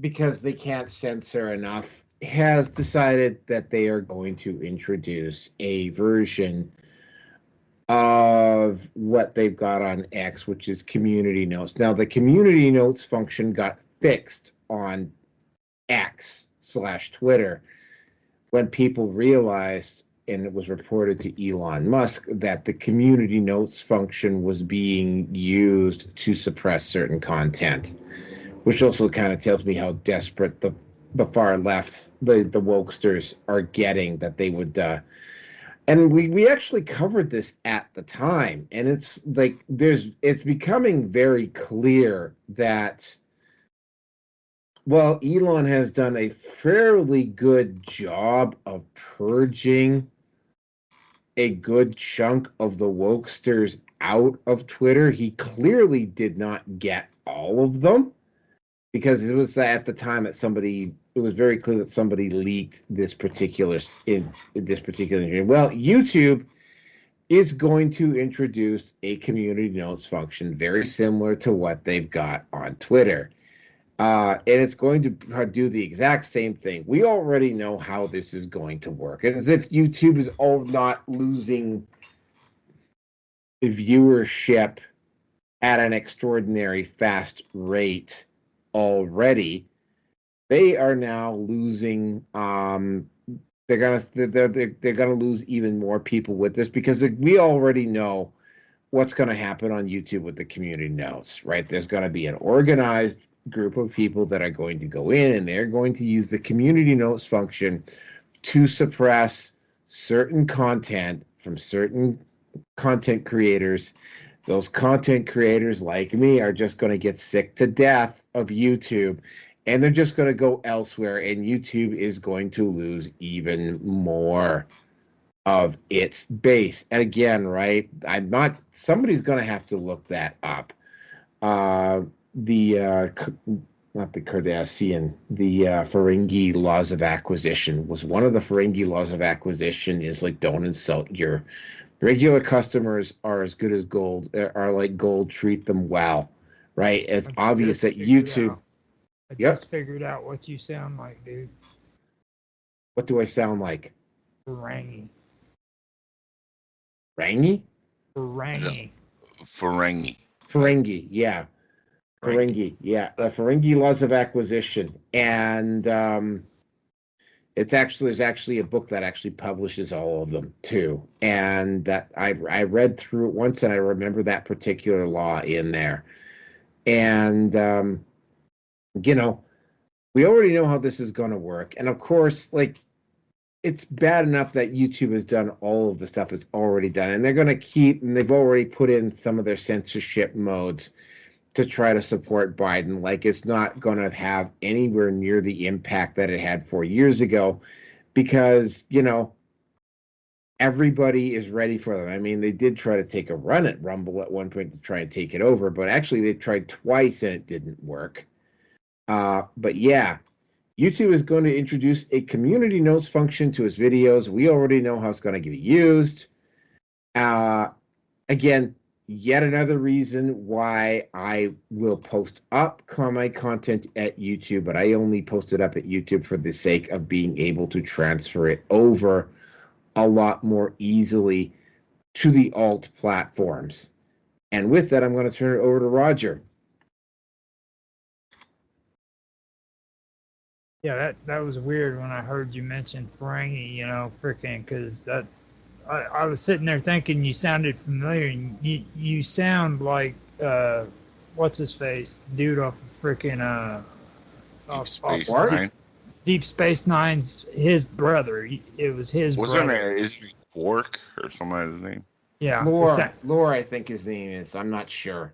It's either his freaking brother or it's his freaking it's his freaking father. One of the two is, but you've got his voice, and it like when you started saying that, man, I was like, bam, that's who it is. That's who you. I've always visualized Naruki as Quark myself. You're absolutely Quark. right. Yes. Yeah. That's, now, the thing with this community notes with you asked if somebody would type it up. I'm going to do a quick search on it with Acolyte. I usually don't use it, but I'm gonna pull it up because. But the thing about I always picture Naruki as a T-Hawk from Street Fighter. That's not bad. I always picture him with like hot chicks and with a mohawk. Also, that's my second depiction of a mohawk, and he had like some of that like face paint like Native Americans. Now, if you did that on a Ferengi, freaking that would be him. That would be dude, mohawk and a Ferengi with some face paint. That's gangster. Yes. Now it does say they're going to incorporate a feature similar to community notes, and this experimental feature is going to be referred to just as notes. Now, for me personally, I don't think it's going to work because it didn't work on Twitter. I think it's going to be a huge disaster. And everybody's really big on criticizing YouTube, but let me like point something out. I mean, name something YouTube has actually implemented that has lasted very long. You know what I mean? Like it's just a complete disaster. Everything they try, they're still plugging away though at trying to censor everybody, but every freaking thing they've come up with was a disaster. I remember even Facebook tried to do their shit. They wanted, what was that freaking thing where they fact check, I think is what it was, and it doesn't work out. I mean, YouTube, if you want to find out all the bullshit and the lies and all the garbage, freaking go to Facebook. You know what I mean? I mean, you'll find freaking shit on there that talks about freaking reptiles that freaking ate freaking little baby in freaking Georgia somewhere out in the boondocks, you know, or freaking 500-pound freaking apes that were discovered in freaking Australia attacked freaking somebody in South Carolina, you know, just stupid shit like that. And it's still Hey, I thought I told you guys to leave Lizzo alone. It's off limits. Hey, you've heard my take on it, okay? If people fat ladies are freaking in, you know what I mean? Like a lot of these guys are wanting those skinny. I don't know what in club y'all talking about, but if we can start a forest fire, I'm not trying to hit that from behind. That's what I'm saying. You know, I can fact check it. I can guarantee it. They'll tell you fat girls are freaking. Check it. Yeah. Oh yeah. Oh yeah. Love them. You always do that. No, but the one thing I do have to say though, and I know, mine's or not mine's, but X isn't doing really great when it comes to people leaving. But there's something that monetization program that they're freaking starting up actually will freaking do something big on there, because mine's had that going for a while, man, and they were doing pretty good with it, even though freaking now they've stopped it and it caused them a lot of problems. Well, I will say something about that Minds thing. What ended up happening is that way too much of the content on Minds at the first time around, it was like people were posting stuff up and demanding one token just to see the stuff, and it was getting out, like literally right out of hand. That's the reason why. Continue, Roger.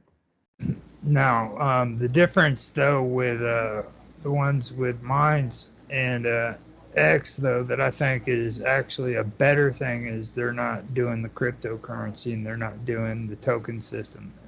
It's just straight cash, you know. And I'm finishing up on my second year of having monetization.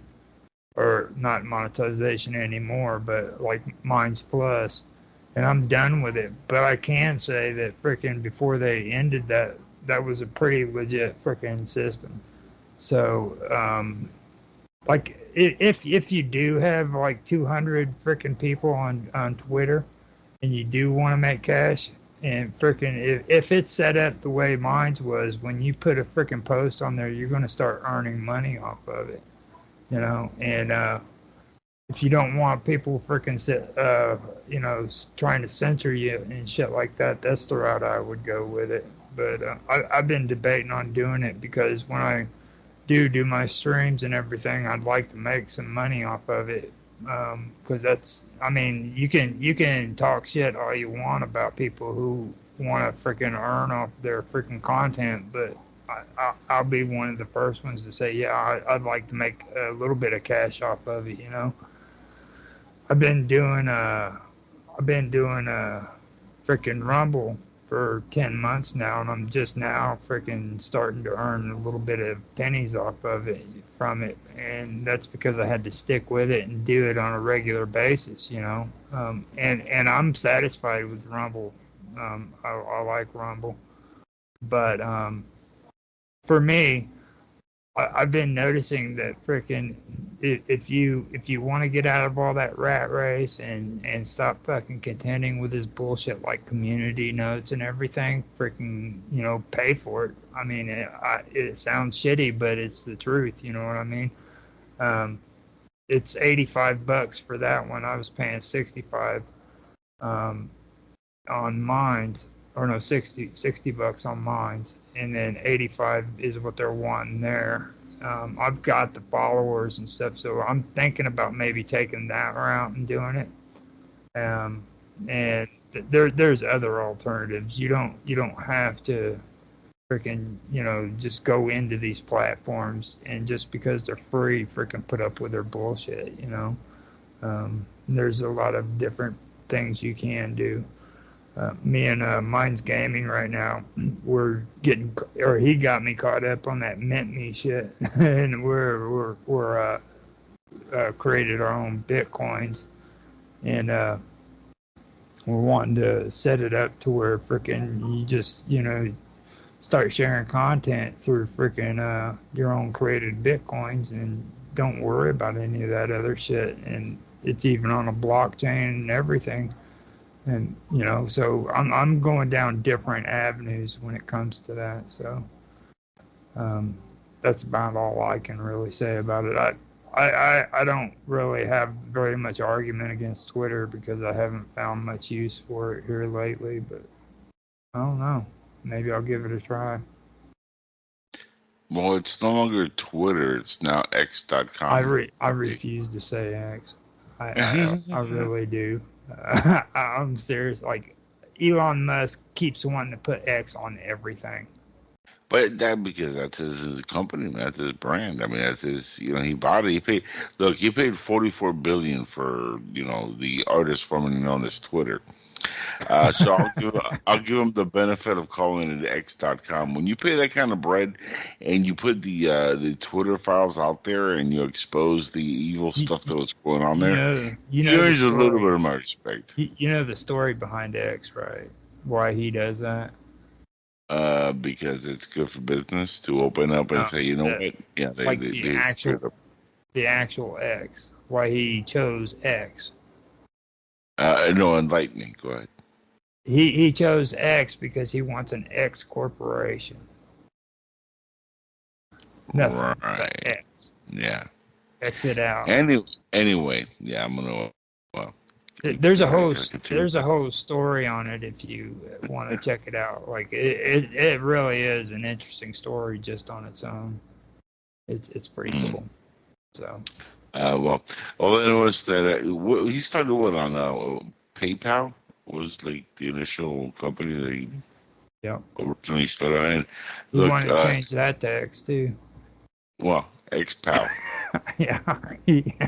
That kind of sounds like a lot of my old friends who wouldn't, they found out I was voting for Trump. They became XPals. Yeah. Not too good. But look, I understand, people have, preferences. Some like him, some don't like him. I'm cool with Elon Musk. I have no personal issues with him. I like X.com. I think it's a whole lot better than Twitter. I think Twitter was a shit show. And it was proven they were in rigging big time in 2020. A lot of these companies were in on it. Facebook is another one. I don't really trust social media. I'm only on it because of my shows, and I'm kind of forced to whore myself through them. So I'm forced to kind of like partake. If not, I'd even cancel all my shit and just close everything down. I was good with MySpace. I don't need any of this other crap. They're just like area they MySpace is perfect. Yeah, when originally was MySpace before they screwed that up also. Back in the day. But when they started saying, Facebook and Twitter and this and that, I'm like, okay, now it's too much. Okay? I remember Friendster and that sucked. Then MySpace came along and that was cool. And then they fucked that up. And then Twitter and Facebook and all this other stuff. Enough. Okay, and all they're doing is they're keeping us dumbed down. They keep us entertained so we don't notice what really is going on. And they keep taking our information, giving it to people that are using it. Guess what? You ever get those scammer calls to your phone? Scam calls? Guess who gets your information? Guess how they get your information? From social medias who sell it to them. That's part of how they make their money, and they're loaded with money. And that's why more and more of these companies came out because the money was there. And I remember back when Twitter came out, everybody's like, how do they suspect or expect to make any money? There's something to it, and lo and behold, they made so much money that Elon Musk came out and bought them for $44 billion. On So sale. they did something right, and he's making money. He's doing all kind of things. I enjoy X, and I enjoy going on there now more than before. I was about to leave Twitter before he bought it, and then when he showed up to the actual, to the building with the kitchen sink, and he's like, "And what, bitches?" And he laid off 9,000 incompetent idiots who were even most of them not even showing up to work. They were just collecting a paycheck. I mean, much respect to that guy. I don't care what he calls anything, whatever. He also has gotten us into space with SpaceX. So he can call it space poop X. I don't care what he calls it. That's his business. But the other thing I take issue with is Neuralink. I think that's a mistake. I think this reliance on AI is going to turn out to be a big mistake on everybody's part who is pushing for this shit. It's going to destroy occupations, jobs, brains, lives, and eventually turn us all into mush when the Terminator happens, and then You we all know it become is, part too. of the Matrix. Oh yeah, all that's coming down the pipeline. Hmm. I mean, that's in the next 40, 50 years, baby. Most of us on this call will be long dead by then, thank God. But the next generation, be ready because, it's going to happen to you or your kids. So just be warned, you're going to be in for a hell of a nightmare. And movies have been trying to warn us for years. This stuff is right around the corner, and we have to make sure that we prepare to not let this happen. But unfortunately, there's so many people that want this technology to take over, and this is why I say it's all the aliens. They're doing this shit to take over the planet. Now, Everything's done. XCOM was the former name for PayPal. X.com. See? X.com was the online Well, payment company that eventually became PayPal. So what, it was like Xing your bank account? Is that what it was? No, just X.com. I'll say this, yeah, and I find this really funny, by the way, about the left. Elon Musk literally has given them everything they want. I hate this guy for some reason. They wanted electric cars. He gave it to them. They wanted a faster way than NASA was going to space. He gave that to them. They wanted to know the truth about Twitter. He did that also. And that's when the left said, whoa, wait a second, buddy. You're exposing a little too much. Now I hate your guts. So, like you win some, you lose some, but I'll say this much. Just stay away from this whole Neuralink thing. Man, this AI thing, that's going to be a problem for humanity, man. That really is. So anyway, who's next?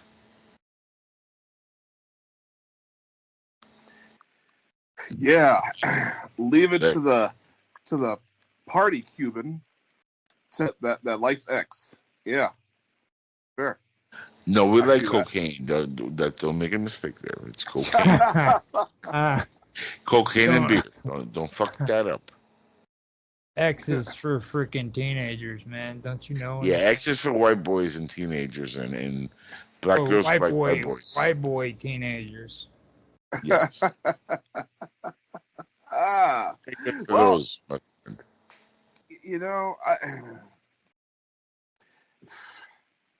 you guys are just talking about everything. I forgot the damn subject. Just keep talking about X, you'll be okay. Community notes. I missed my chance on doing it. I never had it before. Really? Really? Oh man, you missed out. It's good times. I was like, are you talking about cocaine or are you talking about X? X, man. Oh, that was X. towards the end of my career. Well, cocaine was a hell of a drug too. Let's not forget. Yeah, it's true. Yeah, you know, as far as platforms go, you know, I want to see what's going to be successful. I want to see what's going to be atrocious. I know, because I'm going to have to implement something that works. I mean, my social network, Till We Talk, when we relaunch, we're going to have to have more and more stuff that other people don't. And if YouTube wants to have more policies, more things that you can't do, which is ridiculous. I mean, I'm all for that. Let them choke themselves. Yeah, I've said this 1,000 times on the show. Let them choke themselves out. Somebody will take their place. Somebody that's willing to do the right thing will take their place. However, it's very difficult because these things cost money. My social network, it costs money. The problem is that everybody wants something for free. Everybody thinks just because you pay for the internet that everything should be free. Now, I know that's hypocritical coming from me because I pirate. But as far as actual services, when services are rendered, I mean, I wouldn't mind paying a fee to use Facebook if I had freedom of speech. Now, again, everybody wants something for nothing until people start actually putting in the work, because you got to put in the work. Everybody wants something handed out for free. No, you help us create the platform. You're the user. You're supposed to have an input. You tell us what's wrong, what's good, what kind of features you would like, and how much you'd be willing to pay for it, because it costs money. It's $400 every time I want my programmer to change something on the site.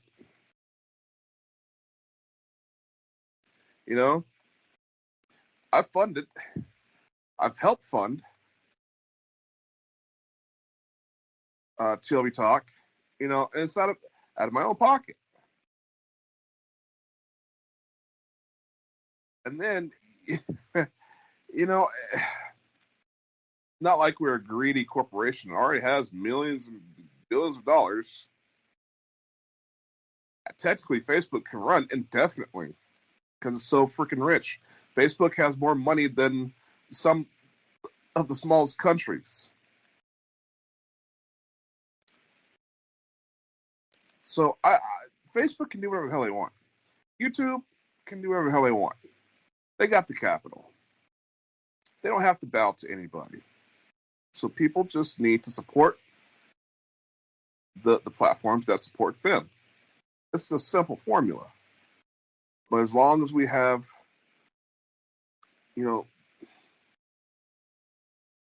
people that just want everything for free, well, this is what they're going to end up with. No options. In order to gain something, you got to give something up. People understand the sacrifice that goes into having anything. Spoiled as all hell. And it's not just the Zoomers. It's not just the millennials. I mean, all the way up to the boomers. Tons of boomers on the site. having the same kind of discussions we're having now. But ask $5 and you'll never see them again. So I think as far as any opinions on these other platforms, I say put your money where your mouth is. If not, you got to shut the hell up. At least put out some content that can make yourself and the platform money, which is, I know that's the direction I'm going to be headed as well. But people need to really, I mean, you got to stop complaining. It is what it is. Money talks, BS walks. And that's all I have to say on that. Now, Naroki? Yep. When you say Surrey girls, are you talking about like a girl from Surrey, or are you talking about like a chopped skank chick? With Surrey girls, it's almost one and the same. Okay, I just wanted to make sure because I got really excited when you said Surrey girl. Thanks. Said girl. That's enough for me. Oh, dude. When I found out that she was, I will freely admit, when I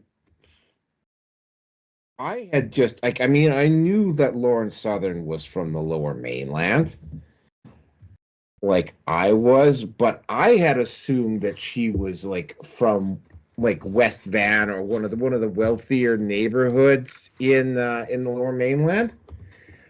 I had no idea that she. Yeah, we're doing this in reverse order, obviously. I had no idea that she was from Surrey. Now, the three of you guys have not spent time in the Lower Mainland. I graduated high school in the Lower Mainland. I've lived a significant part of my life in the Lower Mainland, which is Vancouver, the Greater Vancouver Regional District. Surrey, hold on a second. Surrey is a suburb. In fact, it is the largest suburb in the Greater Vancouver Regional District. I don't know the exact population, but it is at or near half the size in terms of population, half the size of Vancouver. Surrey is also broken up into two areas. There's Whalley and Guildford. And there's South Surrey, which are, again, South Surrey is reasonably sane. But it's the kids that, and I know this because I encountered these kids from because when I was a kid, when I was going to high school down in Vancouver myself, I encountered other groups of kids from Surrey, and even back, and they were always violent. I won't say violent, but edgy, rowdy, antisocial.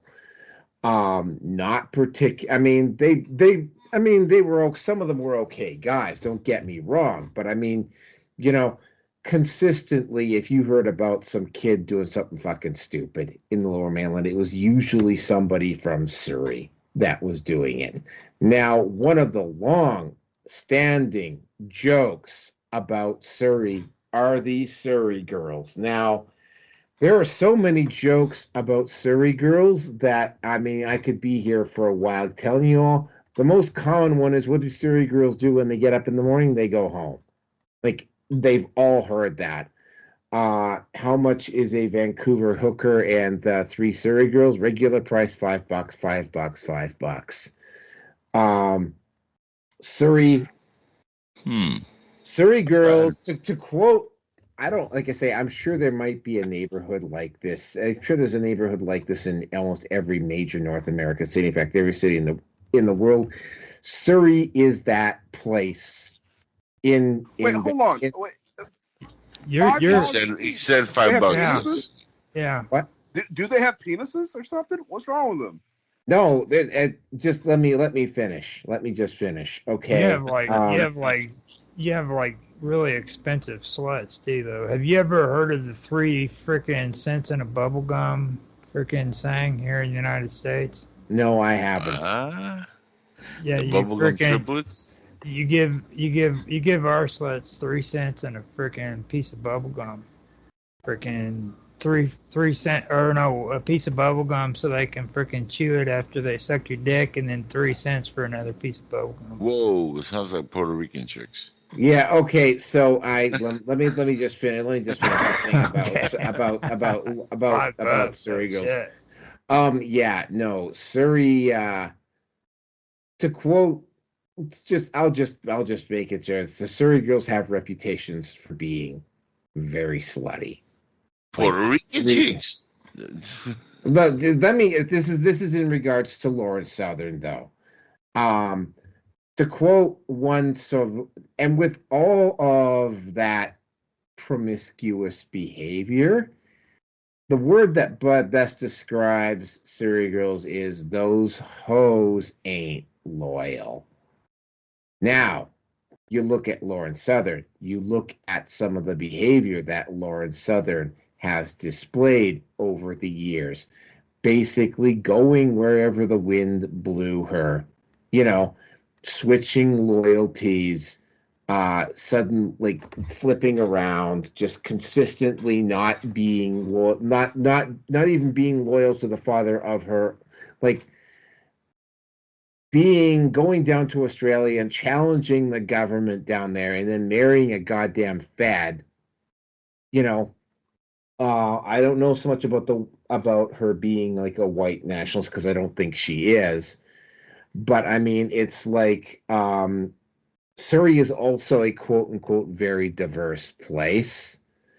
There were photos. I mean, I personally don't give a shit, but I mean, if you're like an absolute white nationalist, saying, well, she was supposedly a white nationalist when she was dating black guys. Well, she was living in Surrey. That's almost a virtual guarantee that she was. Here's the thing, right? You look at some of the behavior, and I'm not going to go into a monologue about all of the times where Lauren Southern has conveniently forgotten about loyalties in the past, but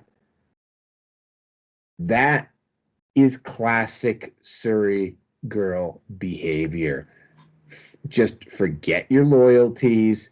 Just go with whichever guy gives you the best deal, because there's been a long series of questionable associations that Lauren has had in the past. She will associate with, and I mean, it's been speculated, it hasn't been confirmed, sleep with whomever it is that can progress her career forward. And that, again, and I hate to say this about Surrey girls, that is exactly what a Surrey girl will do. So yeah, if you're looking at, and again, not every Surrey girl is like this, but it does explain a lot about Lauren's behavior. And again, you have to be from the Lower Mainland to really grasp that. But I mean, it does explain a lot about what is going on with Lauren Southern. Now, the other woman that we have in here is Brittany Venti. Now, Brittany Venti is, and I've been having to go. I had to go over to her Twitter and look. She does a lot of smack talk. The other thing I've noticed about Brittany Venti has a pair of twins on her front side that are actually quite nice and quite impressive.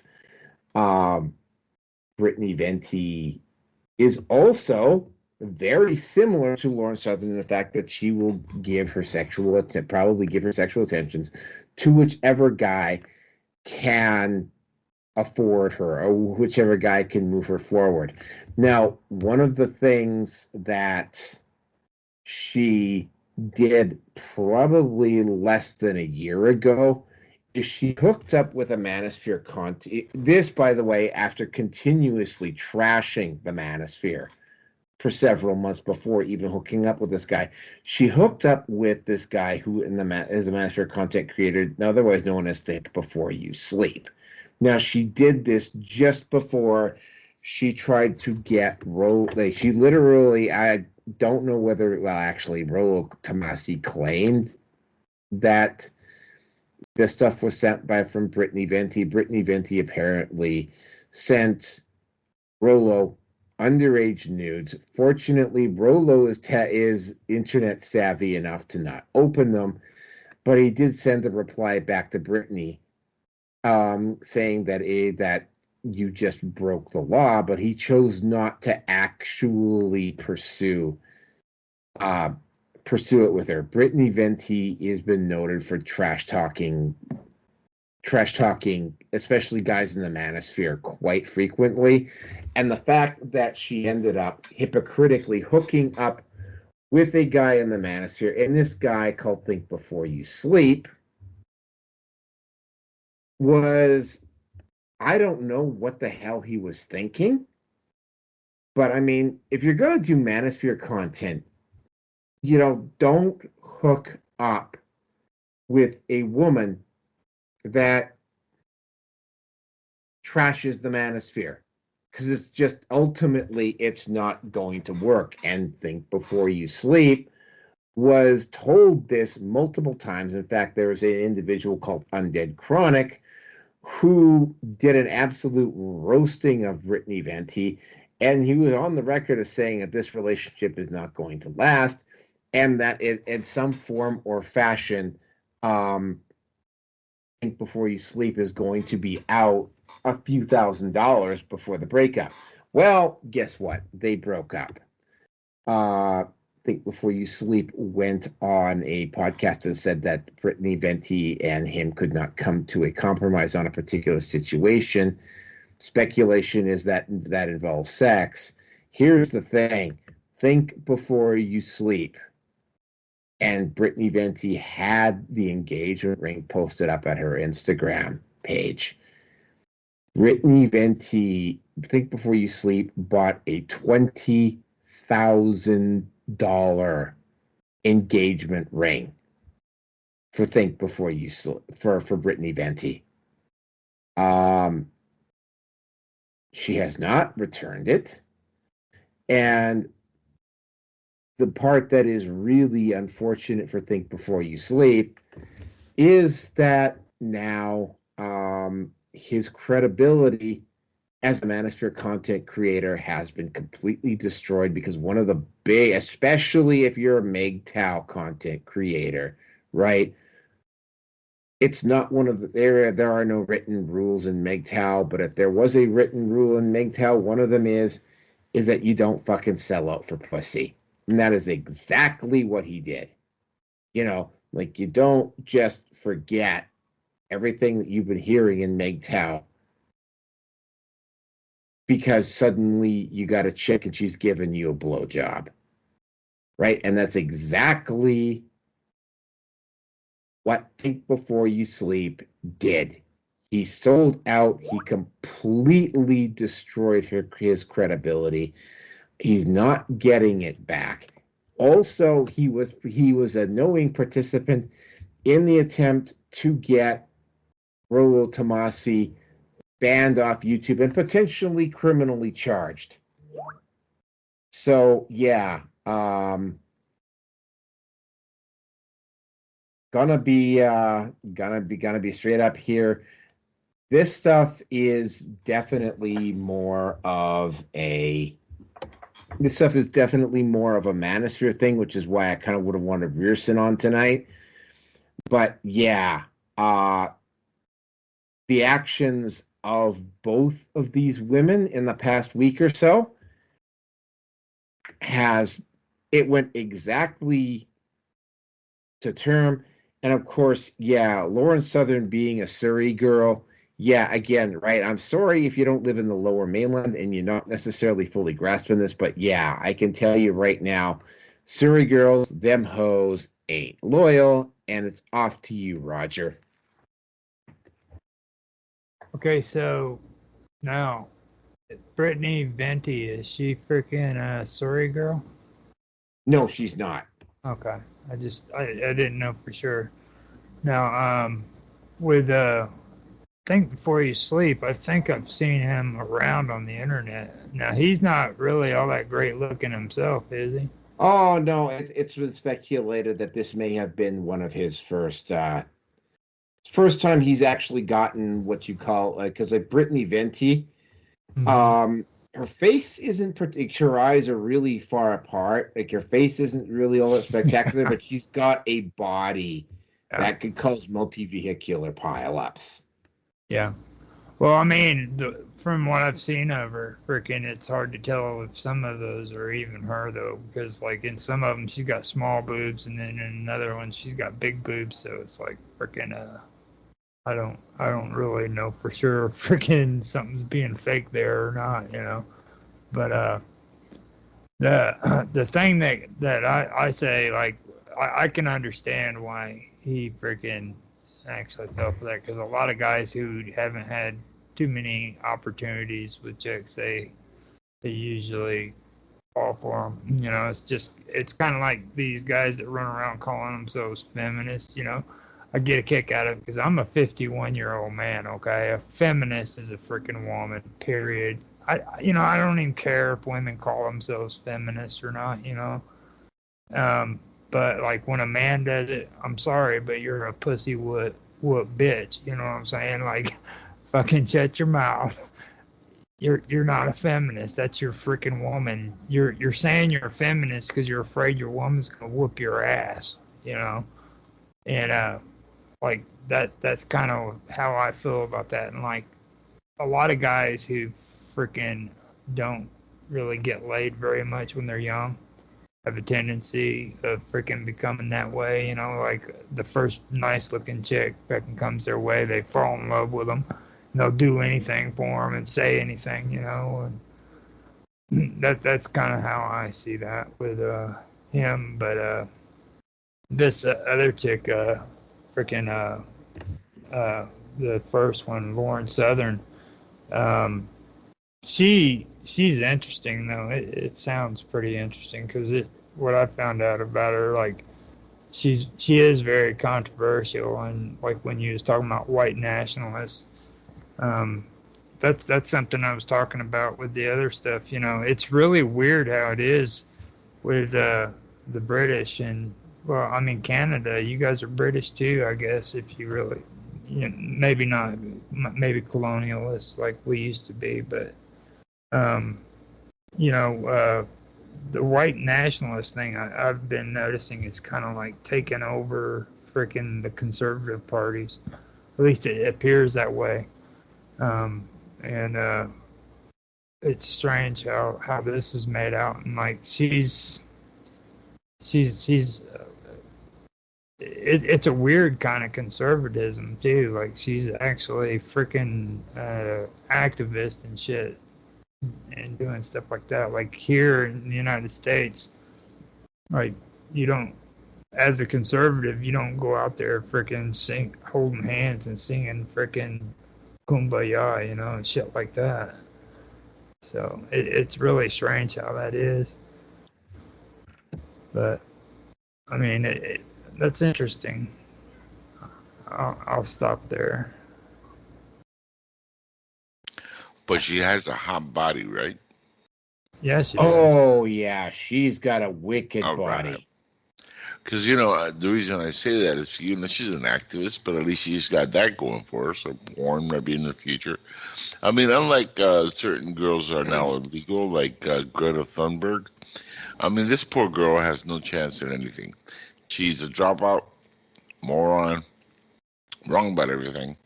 Her climate. Why are you guys all talking about my dream girls? Hold on a second.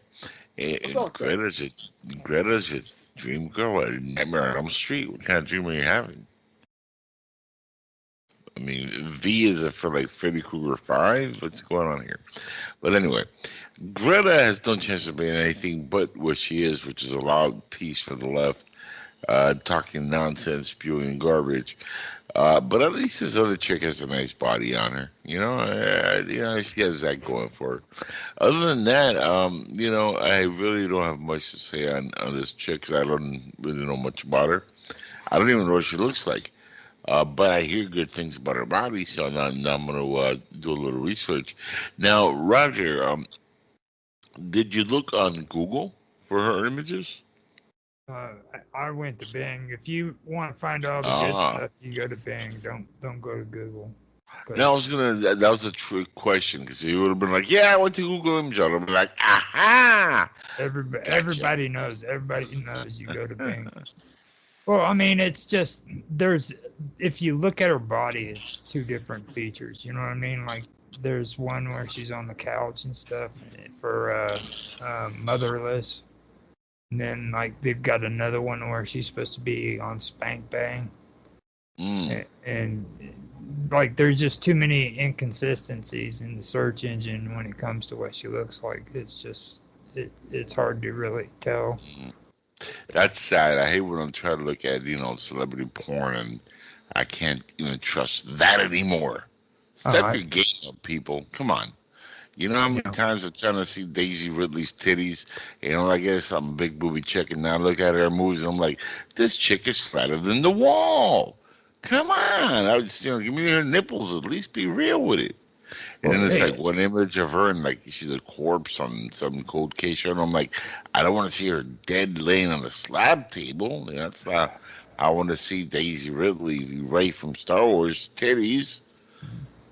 Well, it's like, whenever I always bring up that Fresh and Fit, and Naroki gets nervous about it. The reason why I do that I don't ever get nervous about Fresh and Fit. I'm fully aware of what they're like. But, I just want you to understand the reason why I say that is because I freaking have a lot more respect for you than what I do for people like them. Like, I've gone on freaking Rumble.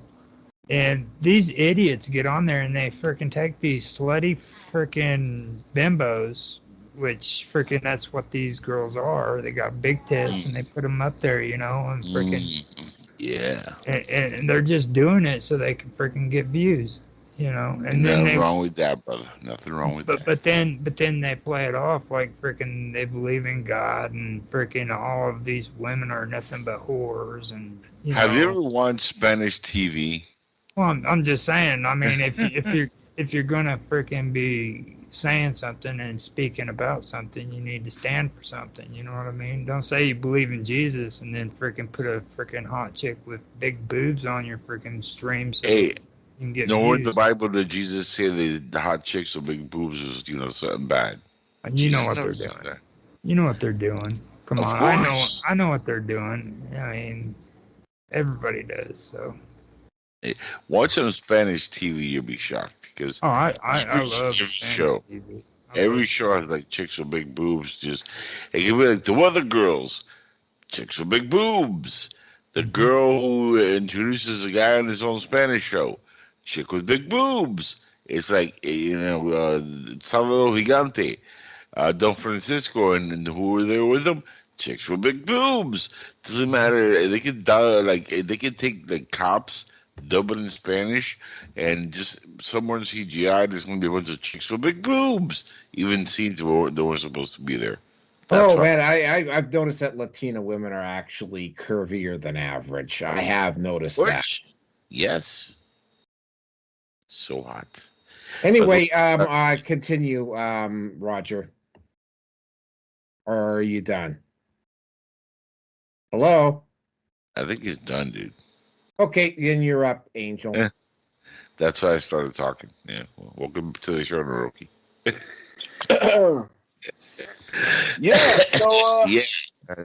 I'm actually I already said my piece, so I'm gonna Okay, so V, go ahead. Yeah. So I'm glad we're in agreement. Lizzo has a great body. Anyways. No. Every woman we've talked about tonight is about 5 steps higher than Lizzo. Thunberg, she's gonna be my next wife after Lizzo. So you know what? Ooh. You guys can go jump off a bridge. Stenberg is by degrees better looking than Lizzo. Well, I don't know. That's a tough one. So, Surrey girls, huh? I guess I need to take a trip to Canada. Take a vacation. Canada, huh? Maybe. Isn't okay. Greta from Greta's Sweden, isn't she? Sweden. Exactly. She's a Swedish little girl. Drop out, yay.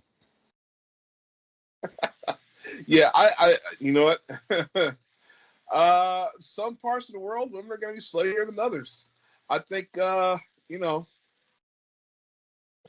I think we should just appreciate the diversity. How about that? And They want to be sluts. Hey, more power to them. I'm not going to marry any of them. Doesn't mean we can't have fun. No, I really don't have anything to say on this one. We can go to the next one. Okay, let's get on with the next one. As expected, we are dragging on. Oh, this next one is some actual good news. Yes, folks, Lia Thomas has been officially rejected from the Olympics. Woo-hoo! She, of course, I'm just going to say it. He hired a Canadian lawyer and tried to keep this particular trial in Switzerland under wraps. Information got out anyway.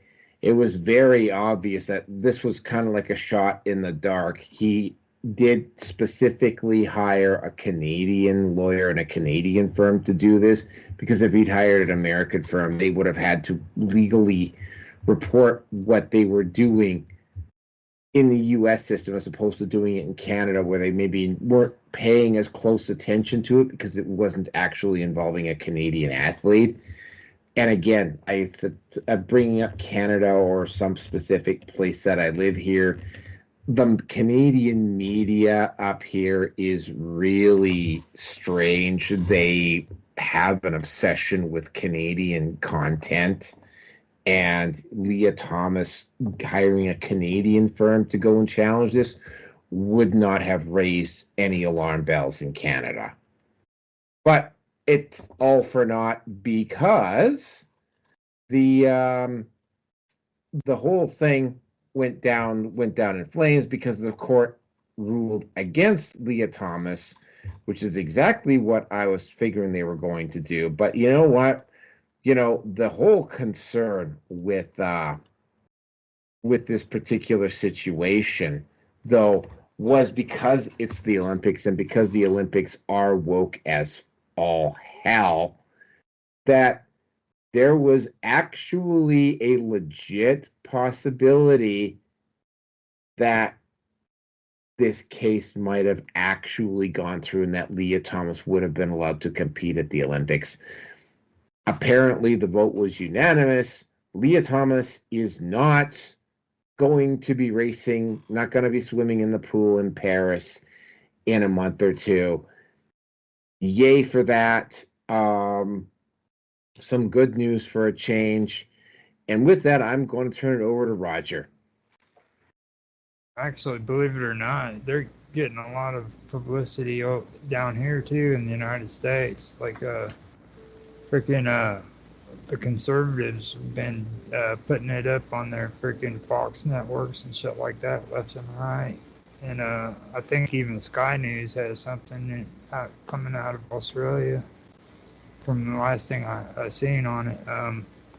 Now, this one is actually something that surprised me because, to be honest, I thought freaking with Canada they would have actually allowed this dude to freaking swim on a woman's freaking Olympic competition. I honestly thought Canada was going to do it because of the way they've been acting. And this goes back to what I've been saying. There's something weird in the water when it comes to freaking England and freaking Canada and New Zealand and Australia, because it's like there's this movement going on where all the conservatives are freaking starting to wake up. And even there, it's kind of scary too, because like you're it's in New Zealand especially too. They're having freaking these white nationalists that are freaking literally taking the conservative parties over, and it has to do with the natives there in New Zealand. They've got a political party as well. And then like over in England, I've been going through some of the material there, man, and you would be amazed with some of the stuff they're talking about, because like they'll start talking about traditions and like going back to freaking their heritages and everything, just like a conservative party would do. But then all of a sudden they start talking about freaking the individual isn't important, and freaking you need to come join us and be a part of us, because being a part of the community, you know. And that's when you start hearing the nationalist shit coming out, you know. And it's really interesting. I haven't heard people talk like that in England in a long time. So I mean, that's why I'm surprised with this about freaking her not actually being able to swim. Not that I'm for it or, you know, anything, but it's really weird. I'll pass. Well, I'm happy that this went down the way it did. We need to protect the sanctity of women's sports, and I say that as somebody who doesn't watch women's sports. I don't watch the WNBA or female tennis, but hell, I don't watch male tennis either. You know, it's just not my thing. I don't watch women's golf. I don't watch men's golf. But really, women's golf, what a nightmare, right?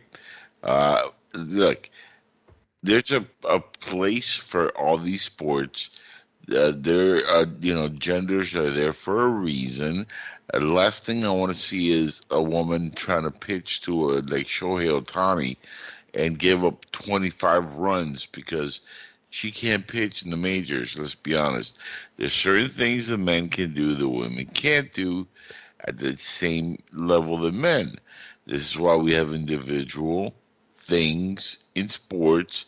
We have different leagues. We have different, places for men and women. It's not sexist to state the facts, and it's reality.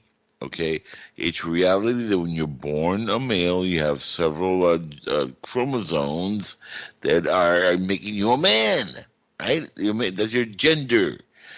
Technically, no matter if you chop your dingling off and the two, companions, you're still a man. Trust the science, right? It's like these leftists that want us to trust the science about everything except for genders. There cannot be two. There must be 45,000. And you must accept every one of them. And if they want to partake in the Olympics, you have to accept it. And if they want to ask you out or they want to date you and you say no, well, damn it, you got to go to prison because that's racist, sexist, misogynist. It means you hate the alphabet community. When in reality, you just don't like chicks with dicks. And if you're a man, you should not be forced to date a chick with a penis, especially when hers is bigger than yours. Just that, to me, that just cannot work. I'm sorry, call me old-fashioned, but maybe I just like my women born that way, with vaginas, not penises, like the kindergarten movie with Arnold Schwarzenegger could be quoted. Boys are born with penises and girls with vaginas. Damn right, kid. That's where it should be. And in sports and in life, we gotta honor both genders. When they started this whole thing, we gotta be soft and gentle to the transgenders. We gotta, protect their feelings. I was like, oh, this is gonna end up shitty for the rest of us. And then we started seeing women infiltrating the minor leagues in baseball. The Marlins had Lil Kim Nye as a GM. Corinne, a woman as a GM, and you wonder why the team sucks. Just saying. And she's a GM. She wasn't even playing this shit. But there's certain things that are, are just aimed for people and genders, and if you want to have your own, create your own league. I'm sure if it's that great of a job you're doing, you're gonna have a fan base. I'm just not gonna be watching it if I don't want to. That is a great example of having freedom to give everybody an option to have what they want. If you want a transgender league, create one. I have added. Have a male transgender, female transgender leagues, whatever. I don't care. It's gonna be like 40 people watching that shit, maybe. But in reality, just leave our shit alone.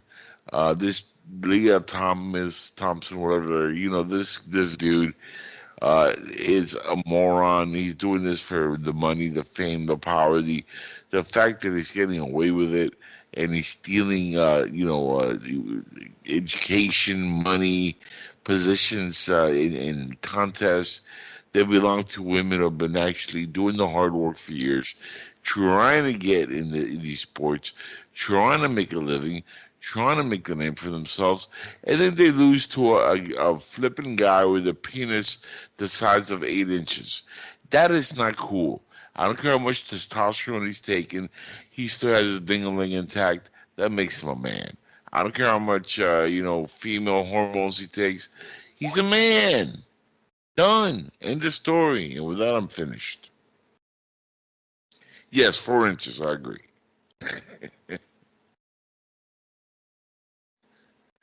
All right, who's next? V? I think you're next, V. You fell asleep. Oh, yeah, V for sleep. Well, I've been saying this forever. They should have their own section, just like the men and the women.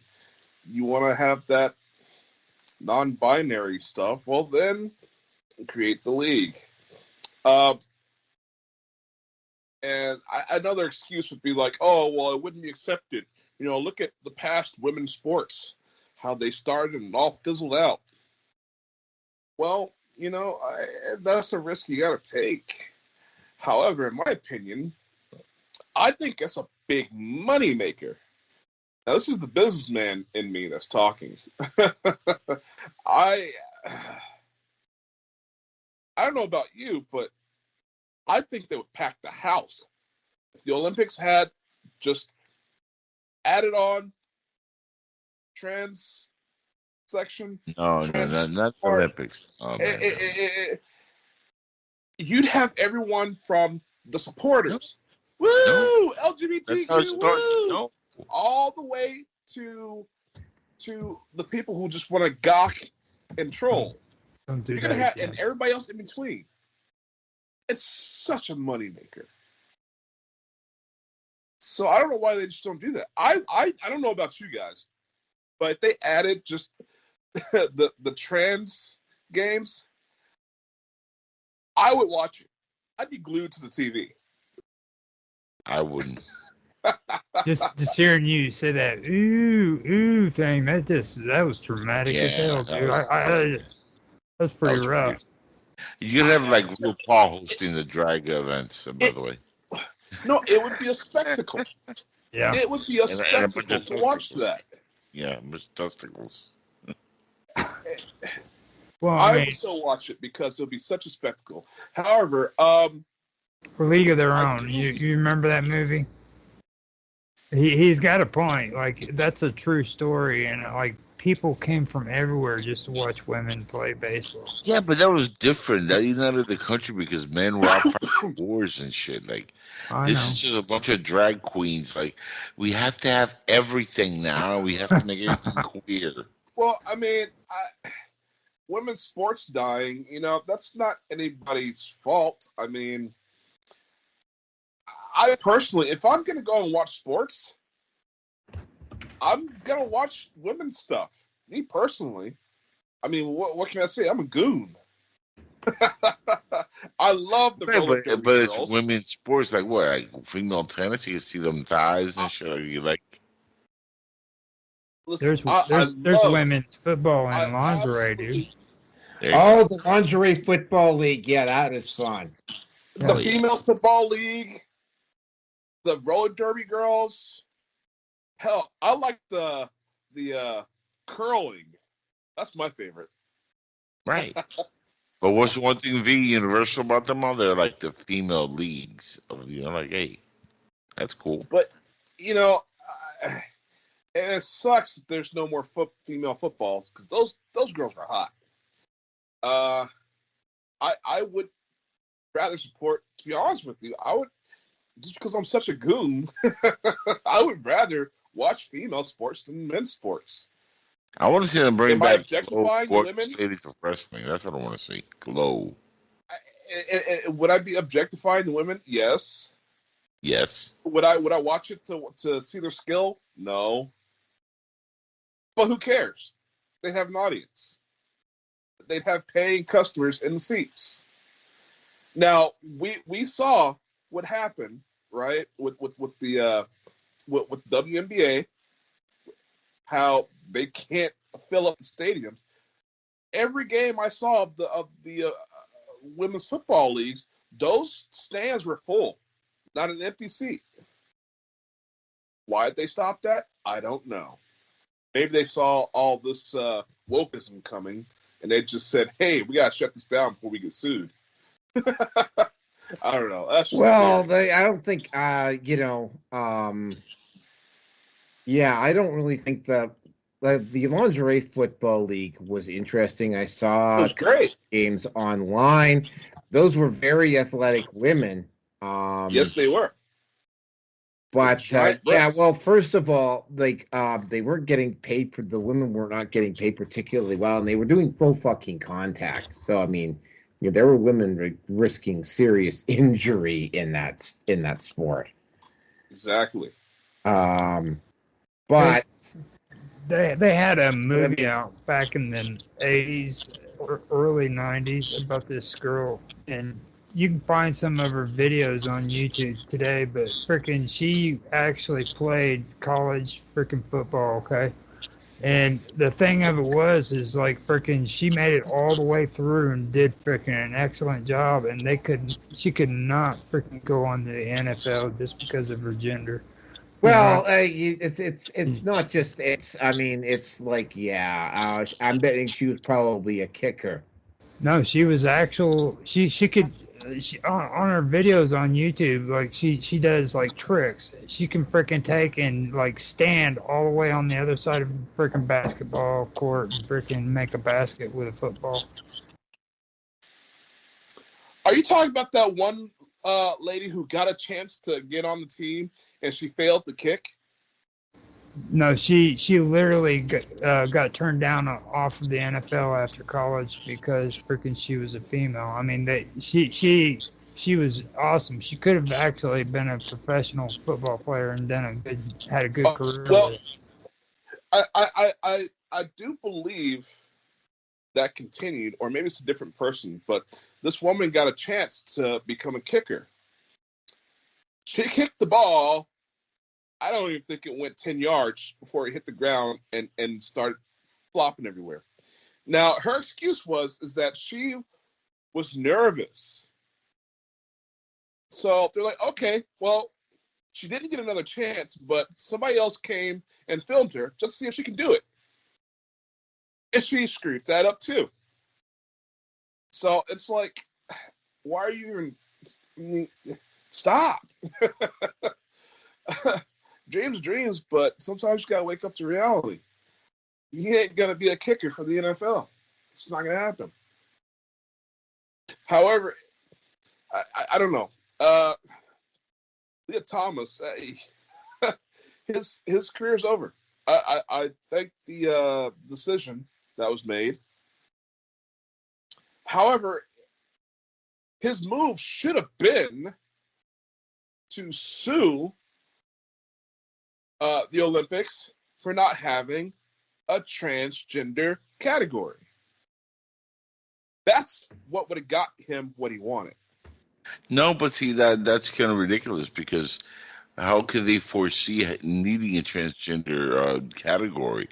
I mean, you can't just see your way and bully your way into these things.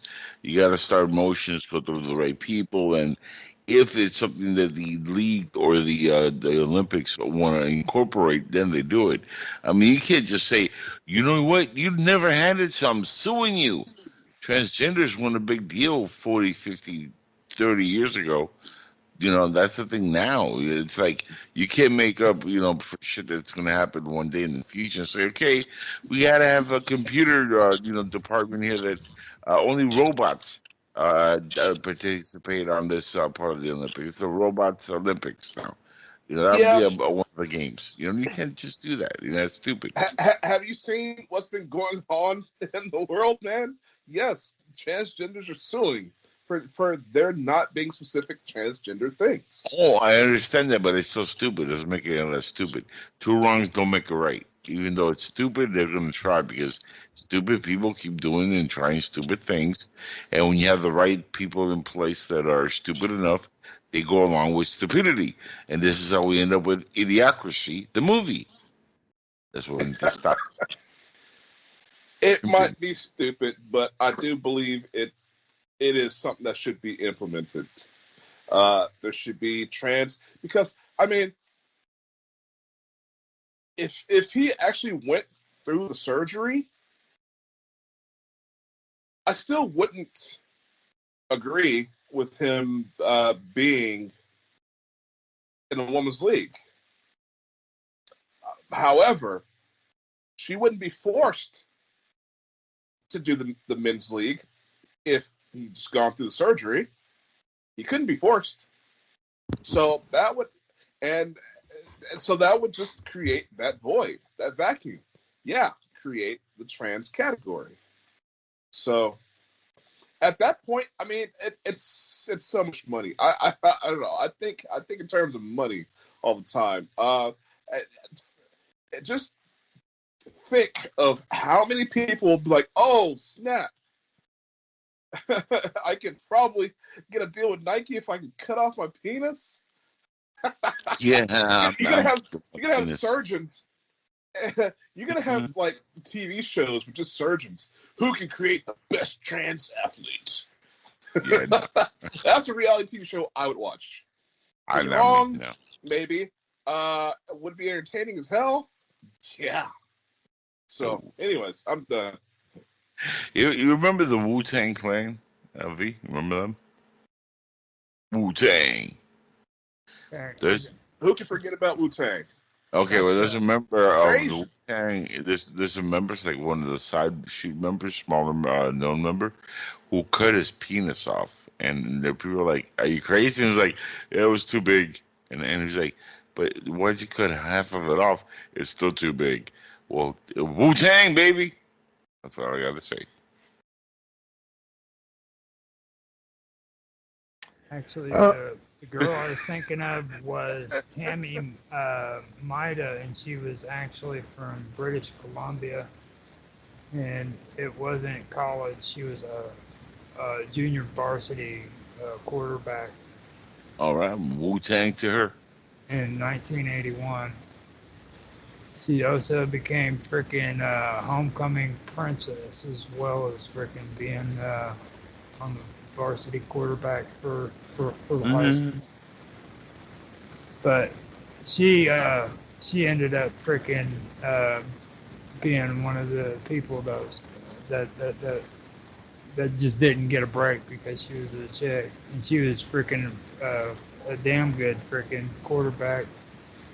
Oh, that was Tammy Maida. Okay, no. I hate to break it to you, but Tammy Maida was actually from my hometown in Prince George.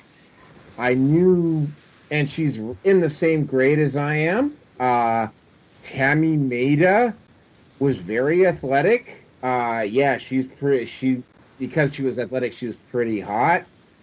She was not an outstanding.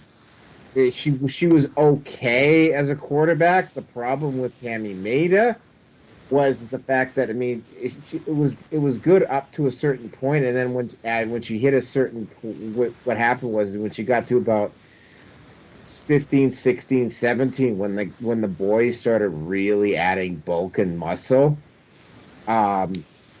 she was basically going in and out of hot. She was basically spending most of her time. Like, every time I saw her, which was just 2 or 3 times, like she was always injured because like she was just getting hit harder and harder and harder from the guys. It wasn't the fact that she was a girl. It was the fact that by the time she got through college, she'd been injured so often that it was actually a medical concern that she might not be able to, like, I mean, that it was a medical situation with her because she'd been getting injured quite frequently. And I know this because Tammy Maida is from my hometown. Yeah, they said she ended up moving back to Canada, though. Yeah, she's from Prince George. Yeah, she's from Prince George. That's the town I grew up in.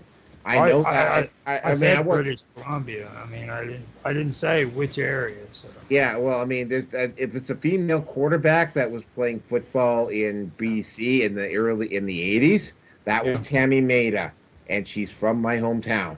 And what happened with her? Because I know some of the guys who played football with her. She was a decent quarterback. She's actually better than most guys. The only problem is that when the guys started getting up to 15, 16, 17, and even into college, right, she was getting hit. And it's not so much the fact that she didn't have the skill. She just, I mean, and this is the same thing that happens when you have male MMA fighters going up against female MMA fighters. They're just like, the physicality of the hits was causing her to get injured so much, and it wasn't the fact that she was not allowed to go in because she was a girl. She'd been injured so often at that point that to allow her to try and go into the CFL, where she was going to be going up against really, really big, strong guys, there was a serious concern with her that she might get permanently injured, and she had been injured very frequently. And I know this because every time I saw her, she was on crutches or something was broken with her, like physically. You actually bring up a memory of my of middle school. So I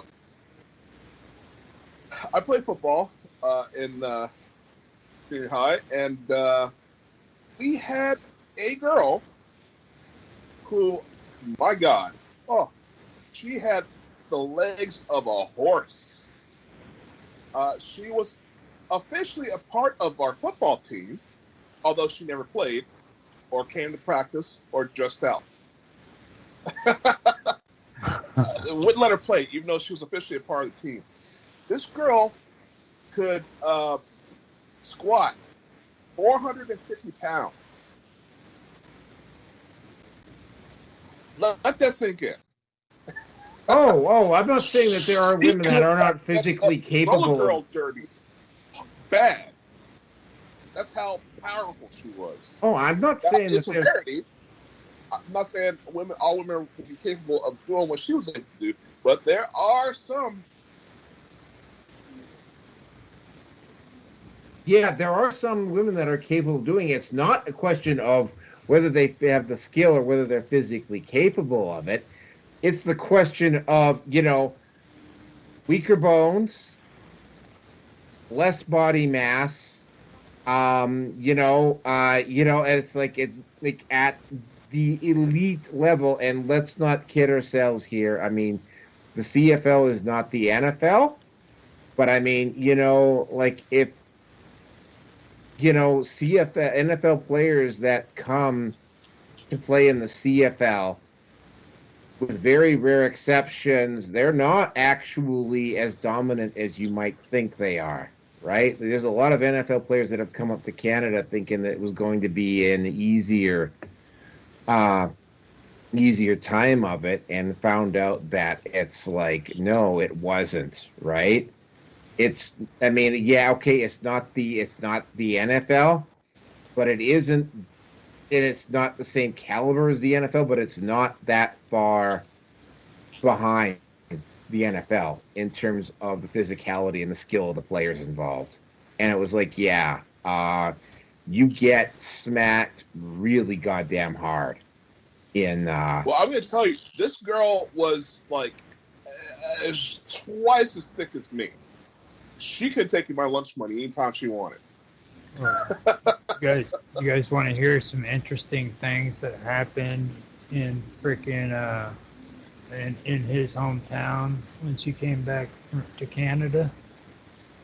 No, because she came back after I left Prince George. You guys want to hear some interesting stuff that happened back then? Maybe you can remember some of it. I've got it right here. Go ahead. Demonstrators protesting efforts to clear prostitutes from the West End tied up traffic with half-hour parade Friday night. Vancouver police described the march as peaceful. Then there was a mill layoff, which added to jobless miners. Oh no, it wasn't. It wasn't minor. It was the pulp mill, and yeah, that was a huge layoff. It created a lot of stress in town at the time, in the city at the time, because a lot of kids that I went to school with, their parents got laid off, and it made there were a lot of kids whose parents were acting up because they lost their jobs and they took that stuff with them to school. You know, I was there for that stuff. I saw it happen right in front of me. Mark Kramer, unions tired of Walt. And then he goes, labor codes change spark coal tour protest. That's the one I was reading a little bit of. I guess it led into the other one. But yeah, pretty good stuff. Okay, are we done with Lia Thomas? Hello, are we done with Lia Thomas? Does anybody have anything more to say on Lia Thomas? No, I think we've already beat that dead horse. Dead. Yeah, deader than dead. That one's gone. Yeah. The sun. I posted it's like his penis. It's gone. Google News archive search, and there's a little bit about your hometown, Naroki. I posted it up there for you. Yeah, I remember that. I remember the number of kids in school that got laid off for whose parents got laid off for that. It was a really stressful time. Anyway, let's move on to the next. Section here because we are almost done. Okay, this next section. And ironically enough, we're actually going back to Lauren Southern here, because we actually covered this at the time. Where is that white noise coming from? Is that just me? Okay, no, yep. that V. Yep. That was V that was doing that. Okay, okay. So we actually covered this at the time. Lauren Southern's parents booked a home via Airbnb, and they showed up at this place only to find out that their purchase was refunded and their stay was rejected. Now, what ended up happening is Lauren Southern immediately, and no reason was given. Lauren Southern immediately went on Tucker Carlson and made a whole bunch of noise, and Airbnb went, "Oh, sorry, it was an accident. Yeah, your parents can stay there." And they just reversed it. Now, at the time, there wasn't an actual smoking gun that said that Airbnb was doing what amounted to kin punishment. Now, here's the thing, though, about Airbnb and Uber and some of these other places. Whenever you hear a person like Nick Fuentes and Laura Loomer and a few people like that, when they get all of these sites that boot these individuals off their platform, off their app or whatever, Airbnb, which I found really odd, is one of the places that does this. So it's sort of like, sorry, what does Airbnb have to do with politics? Right? And then, of course, it's like, oh, of course, because I listened to Charlie Robinson Macroaggressions, and apparently Airbnb is a total BlackRock stooge. Now, what ended up happening here is that when Airbnb found out that they were not only, it's one thing to be targeting Lauren Southern, but it's another thing to start targeting relatives, because this is something that is done in places like China and North Korea and Russia. It's known as kin punishment. If you do something wrong, it's not just you that has to pay the price, it's your family, just simply because they're related to you. What ended up happening is that the people inside Airbnb who had come up with this concept, when their contract ended, they were simply that their contract was not renewed. And then, surprise, surprise, these individuals have had some difficulty finding another job because kin punishment is illegal in North America. However, one of these women was so pissed off about this that she went to the press, and not only did she drop the bomb on Airbnb, but she also suggested that Airbnb didn't go far enough and that they should have included some of Lauren Southern's friends. So what that equates to is the fact that, and this rolls right into the social credit system here.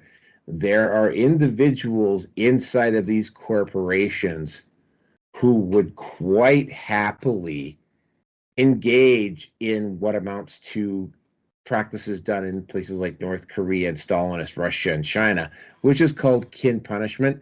And it's basically an attempt to bring in social credit scores.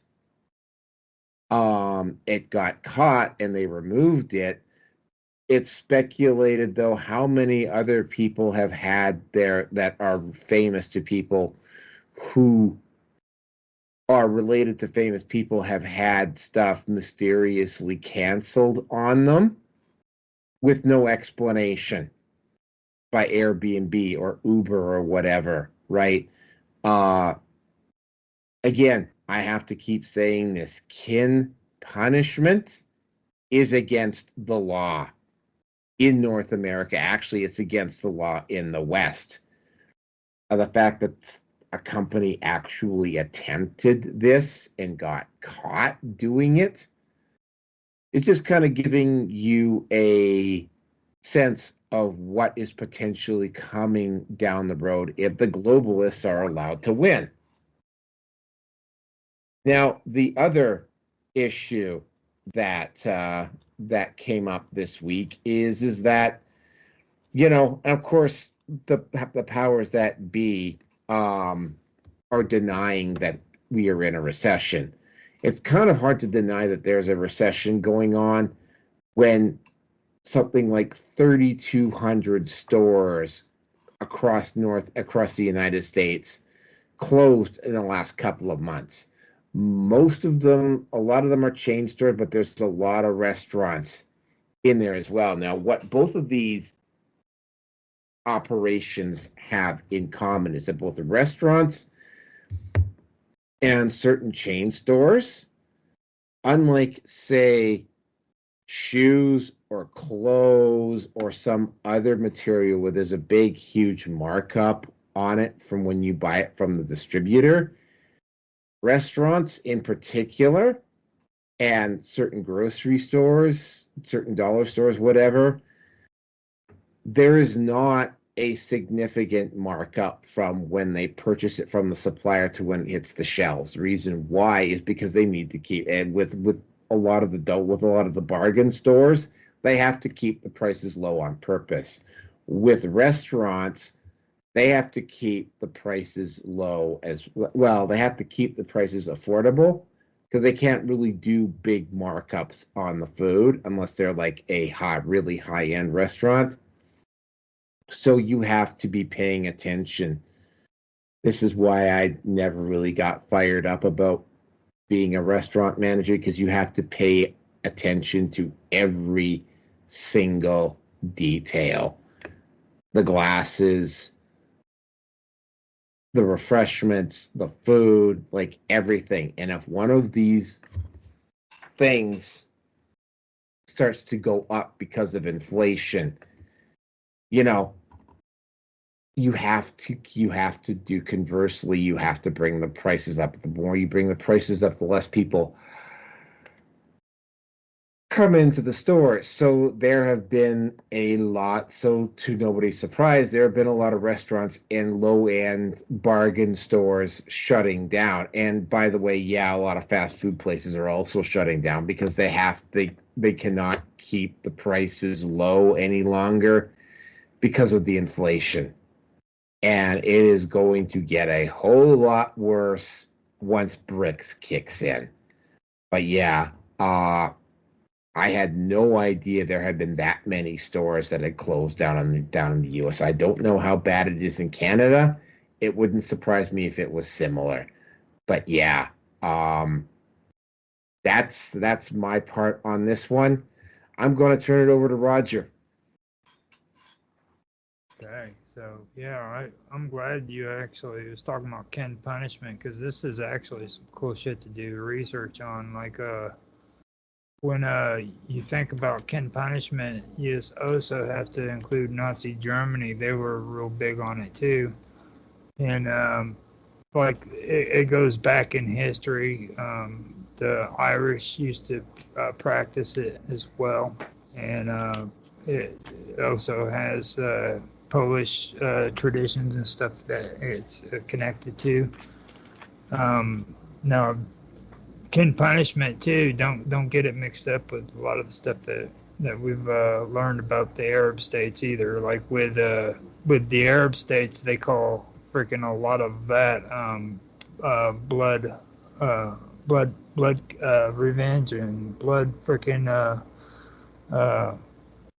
but basically it's blood for blood, you know what I mean? Like if you kill somebody or rape somebody in the Arab states, they freaking believe that freaking like murder and rape, that you not only freaking pay it back in freaking blood, but freaking you can get it fourfold. So that means like 4 times the amount of people in that person's clan could be put to death because one person committed a crime.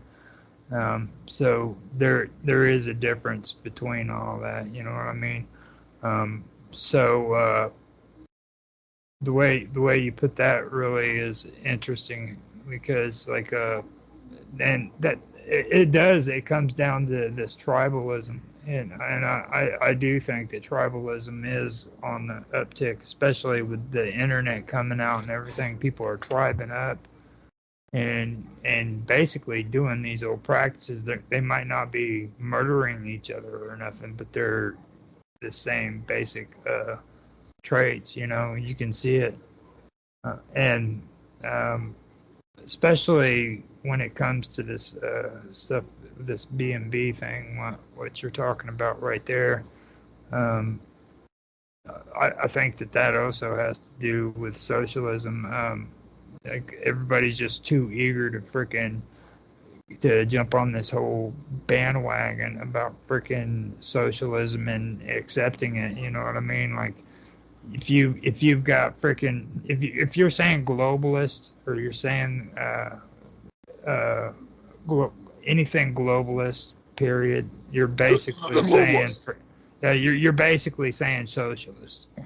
You know, when you hear people talking about being progressive, that's another word for freaking socialist. Okay, if you're a freaking socialist or a progressive globalist, you're a freaking socialist. You know, and they like to change names and make it out to be something different, or sound like it's something different, but it's not. That's what it basically comes down to.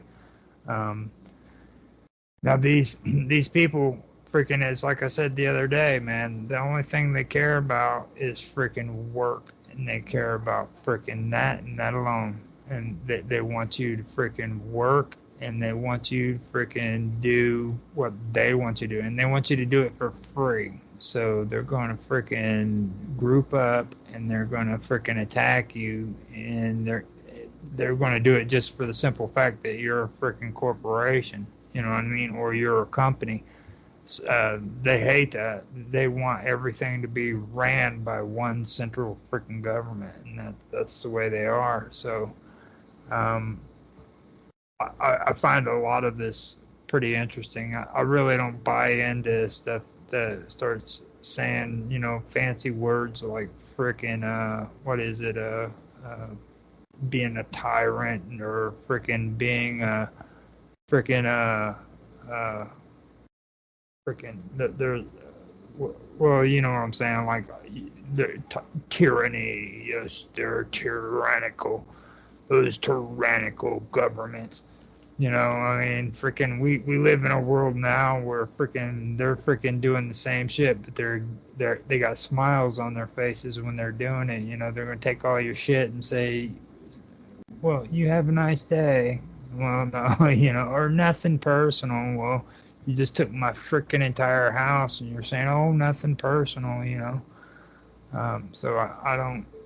I'm really watchful whenever people say stuff like that. Like I don't cater to that kind of bullshit. It just yeah, like authoritarians and totalitarian and freaking shit like that. I just had to think or look up the words, but that's what it is. They say shit like that, and freaking look what they're doing. I mean, they're literally attacking people. You got people on the internet doxing freaking you. If you don't agree with them, they put your name on a list and they harass you. They call your bosses and shit and try to freaking get you in trouble with your boss so you can get fired.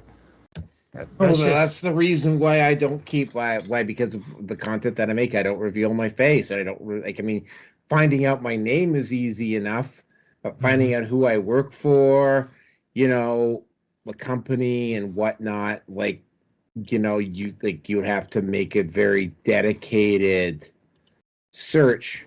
Yeah. To do that, Pretty fucked up. It really is. I mean, and the fact that you have to do that is messed up too. Well, I mean, that's the reason why most MGTOWs don't reveal. I mean, it's like, yeah, I mean, I've had guys, particularly in the PUA community, come after me because I don't want to reveal my face, and it's like, yeah, well, doxing is a real thing, and I've literally had people saying, "We'll switch jobs," and I was like, no, I'm not switching fucking jobs because of this. I like my job, thanks. I'm not switching jobs, but I mean, it's like, yeah, doxing is a real thing. Yeah.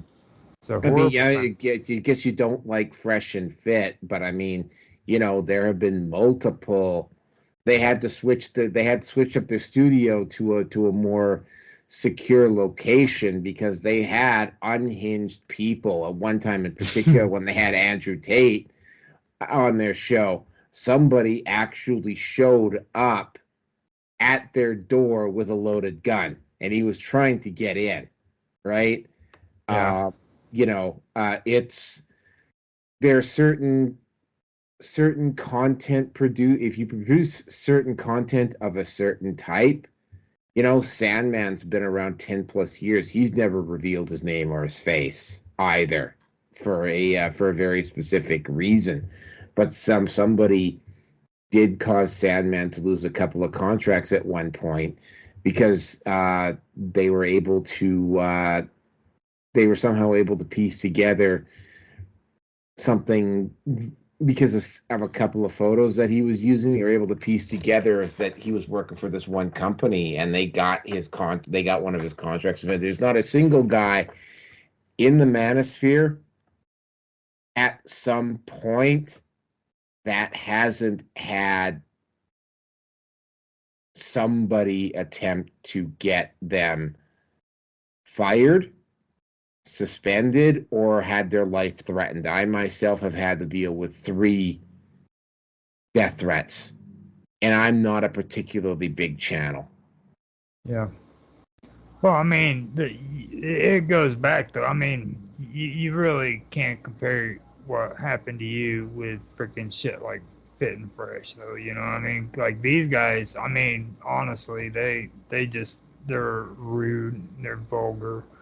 And most of the time, I guarantee you, freaking, they are pretty much getting what they freaking got. You know what I mean? You put that kind of shit out there, and freaking, you're gonna get the same results. I mean, but you're respectable. I mean, on your content, you don't get all vulgar and shit like that. So I mean, you got to at least admit that it's not. Yeah, well, I mean, first of all, I got to point out something about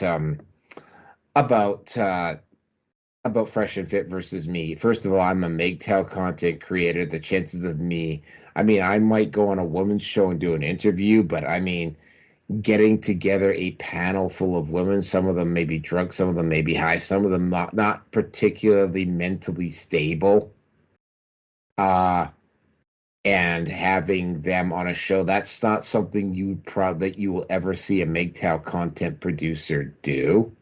So yeah. I don't know about that. I'm all three of those things. And he would have women on all the time. Yeah, I wouldn't have women on all the time. And in my particular case, I wouldn't have women on all the time because I am not doing this to impress the ladies.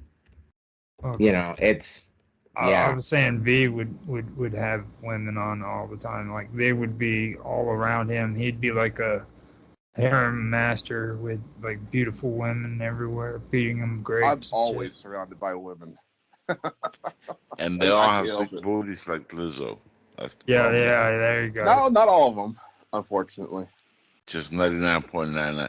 Yeah, the other ones look like Greta. I'm sorry. I'd say about 20% of them. I wish. Okay, Roger. By the way, are you done? Yeah, I'm done. Okay, all right. I can't top that. Angel, you're up.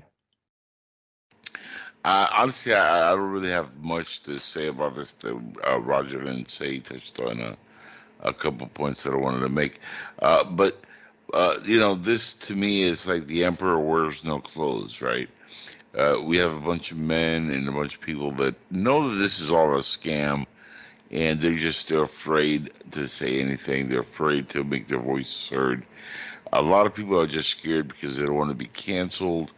And this is what social media has brought. This is what a lot of these lunatic leftist progressives have done, where they've implemented women, and especially women of color, and especially fat, ugly ass women of color, like the ones we like, in positions of to make an example of men who say anything about them. Very disrespectful to talk about somebody that way. Well, I'm just saying.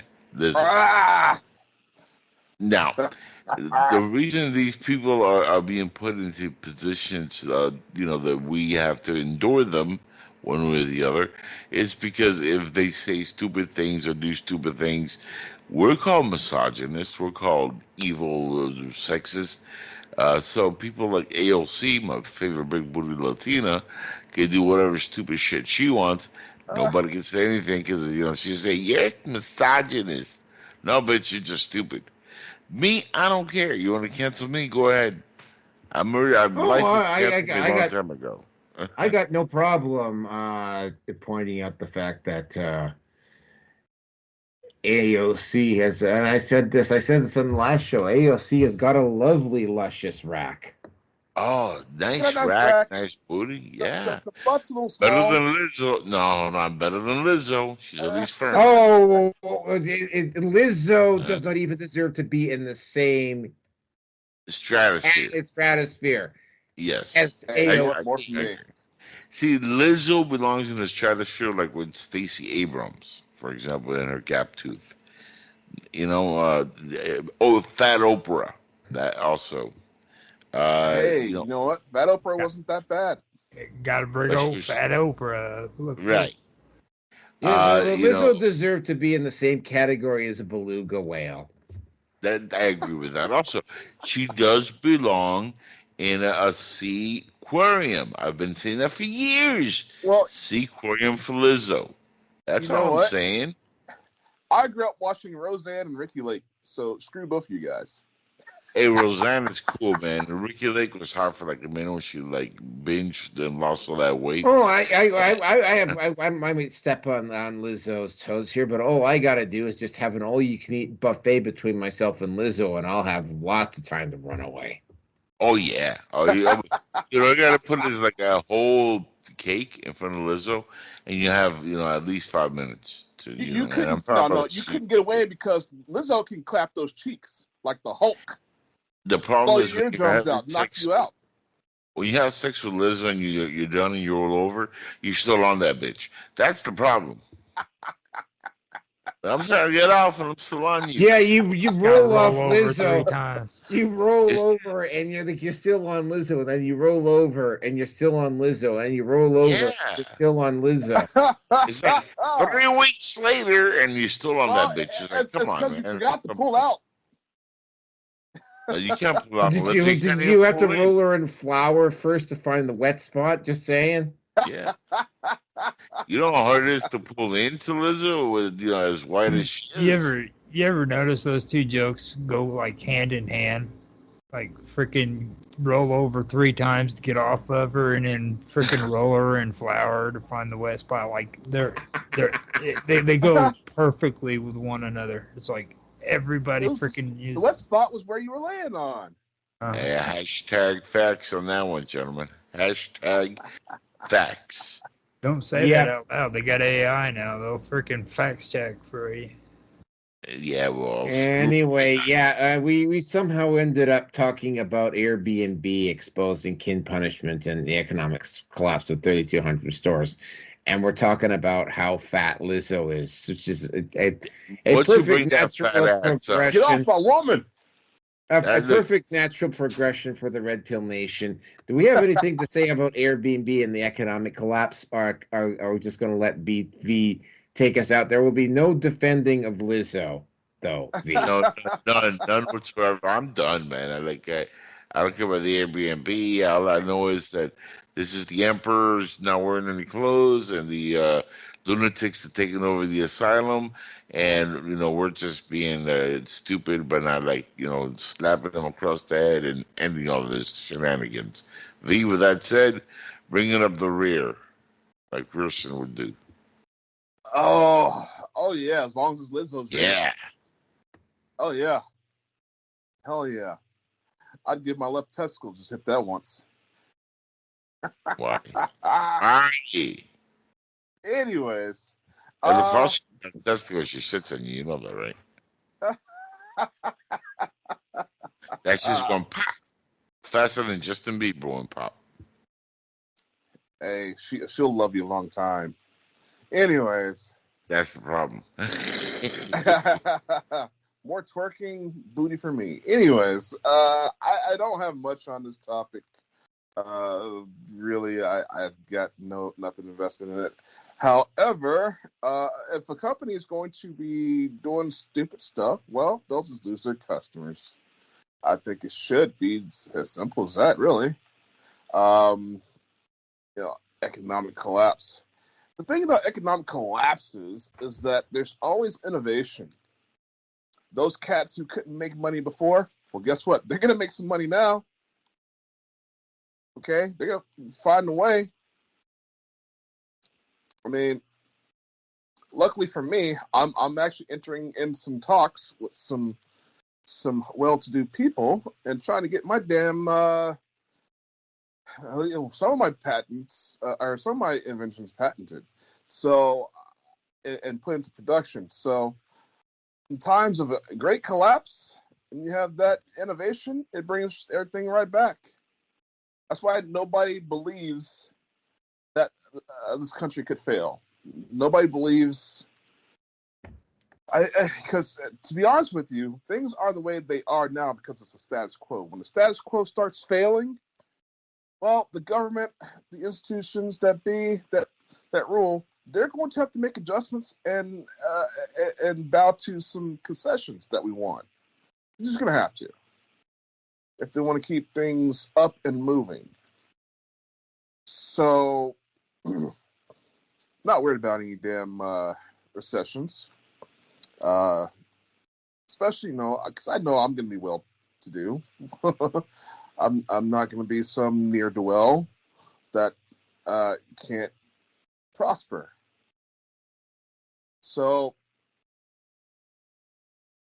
yeah, I don't know. I mean, I've been through the worst. I've had those days of being broke, not having a dime to my name, especially with these recessions. But again, that's just opportunity, and we the people need to be on that trip. All right, we need to be on in that mindset, because and don't let the government take advantage of it. That's for sure. I made the mistake of joining the army because I couldn't get a job. So, huge mistake. I'm glad I'm still alive. I didn't let these corrupt warmongers ship me off to another country to die. So, I don't know. Airbnb, I would never do, by the way. Especially after that SNL sketch. I don't know if you guys have seen it, but it's horrific. It's a nightmare. Going into people's houses and you have all like these messages and all this like, I don't know, liberal stuff everywhere. You guys should look it up. I think it was the episode with the big boob girl from Euphoria. I forget her name. Have you ever seen the show Ghost, the UK and the American version, the comedy? Wait, what? Say again? Have you ever seen that show Ghost? There's a UK and an American version. No. They have an Airbnb on the show. I wouldn't mind one with like Ghost in it, like a haunted mansion or something. That'd be kind of cool. That'd be cool. Themed. Yeah. But yeah, it was ridiculous. They had signs everywhere. Owner stuff, don't touch. Rule book. It was like a book the size of the Bible. I was like, if that's, I'd rather just go to a motel room. That's a lot of cameras rules. everywhere. Yeah, that's terrifying. I wouldn't do that. I would never go to Airbnb. So that's kind of a doomed business already, with all the creepy stuff that's going on. And all the a-hole stuff that's going on. And everybody wants to fraud each other. They're finding bodies under mattresses now, man. I mean, you know what I mean? I mean, you want to pay a lot of money for that shit? Seriously? Well, I'm pretty sure some necrophiles would love the opportunity. But I'm not one of those. So, again, I'm never going to do Airbnb, whatever they call it. I'm just not. Unless, of course, the owner of the house is like some freaky swinger, some hot woman wants to. You might want to rethink that. You might want to rethink that. Check out the movie Barbarian with Justin Long. It's about a BRB barbecue, whatever the place is called, BRB. And watch that movie, and you'll never want to stay in one of those places. It's horrific. Man, I've already seen Hostel, and that just blew me away. Like, that was pretty bad. Yeah, I stayed at a hostel once, and thank God it was just me and my woman. Well, I mean, I've stayed at hostels quite frequently when I was in my 20s. They're actually very good communal spaces. They're great as long as you don't get a snorer in your room. Yeah, it's like, you get a snorer, it can turn into a very difficult experience.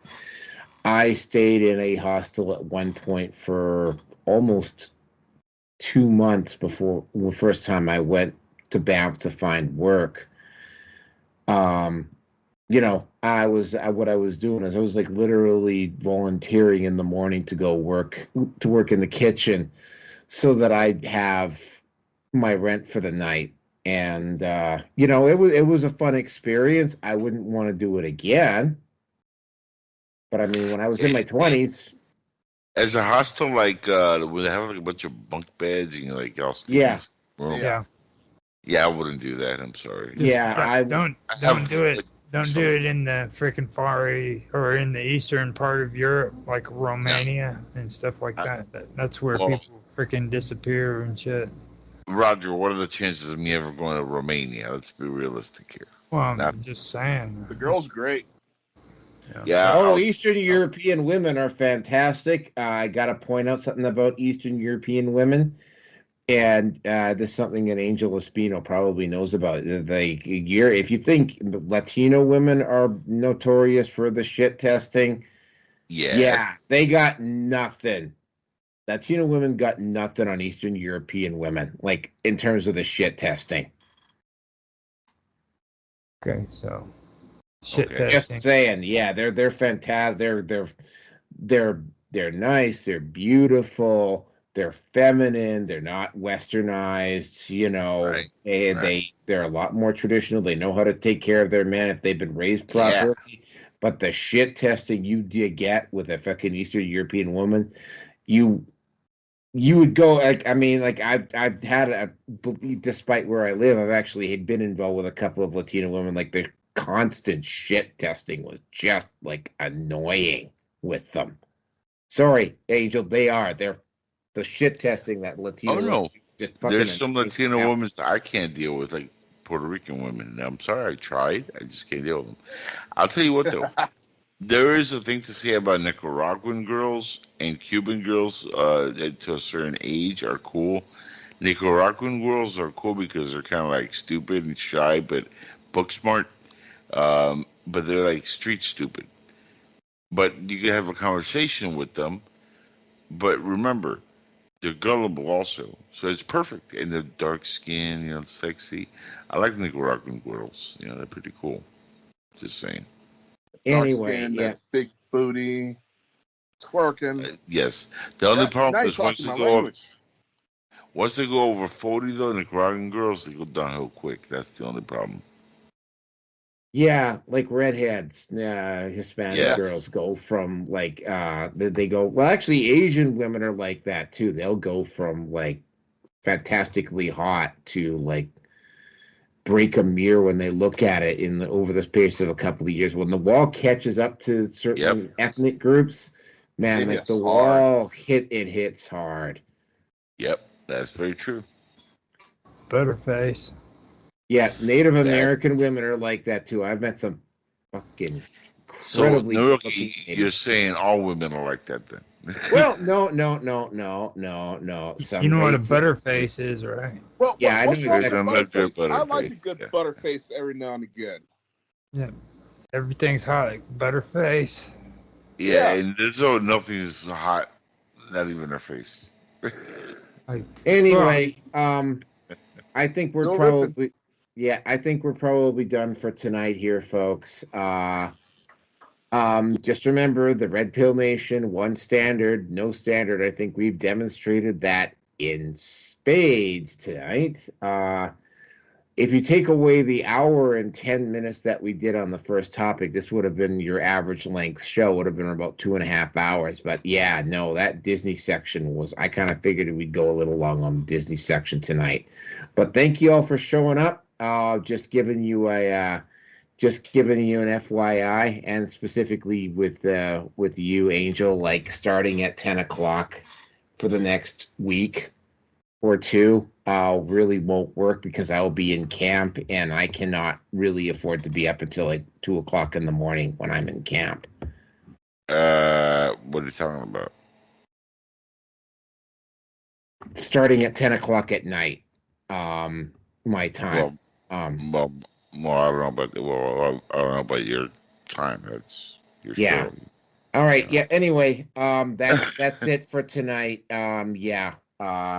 We will see you all probably next Sunday, and thank you all for showing up tonight.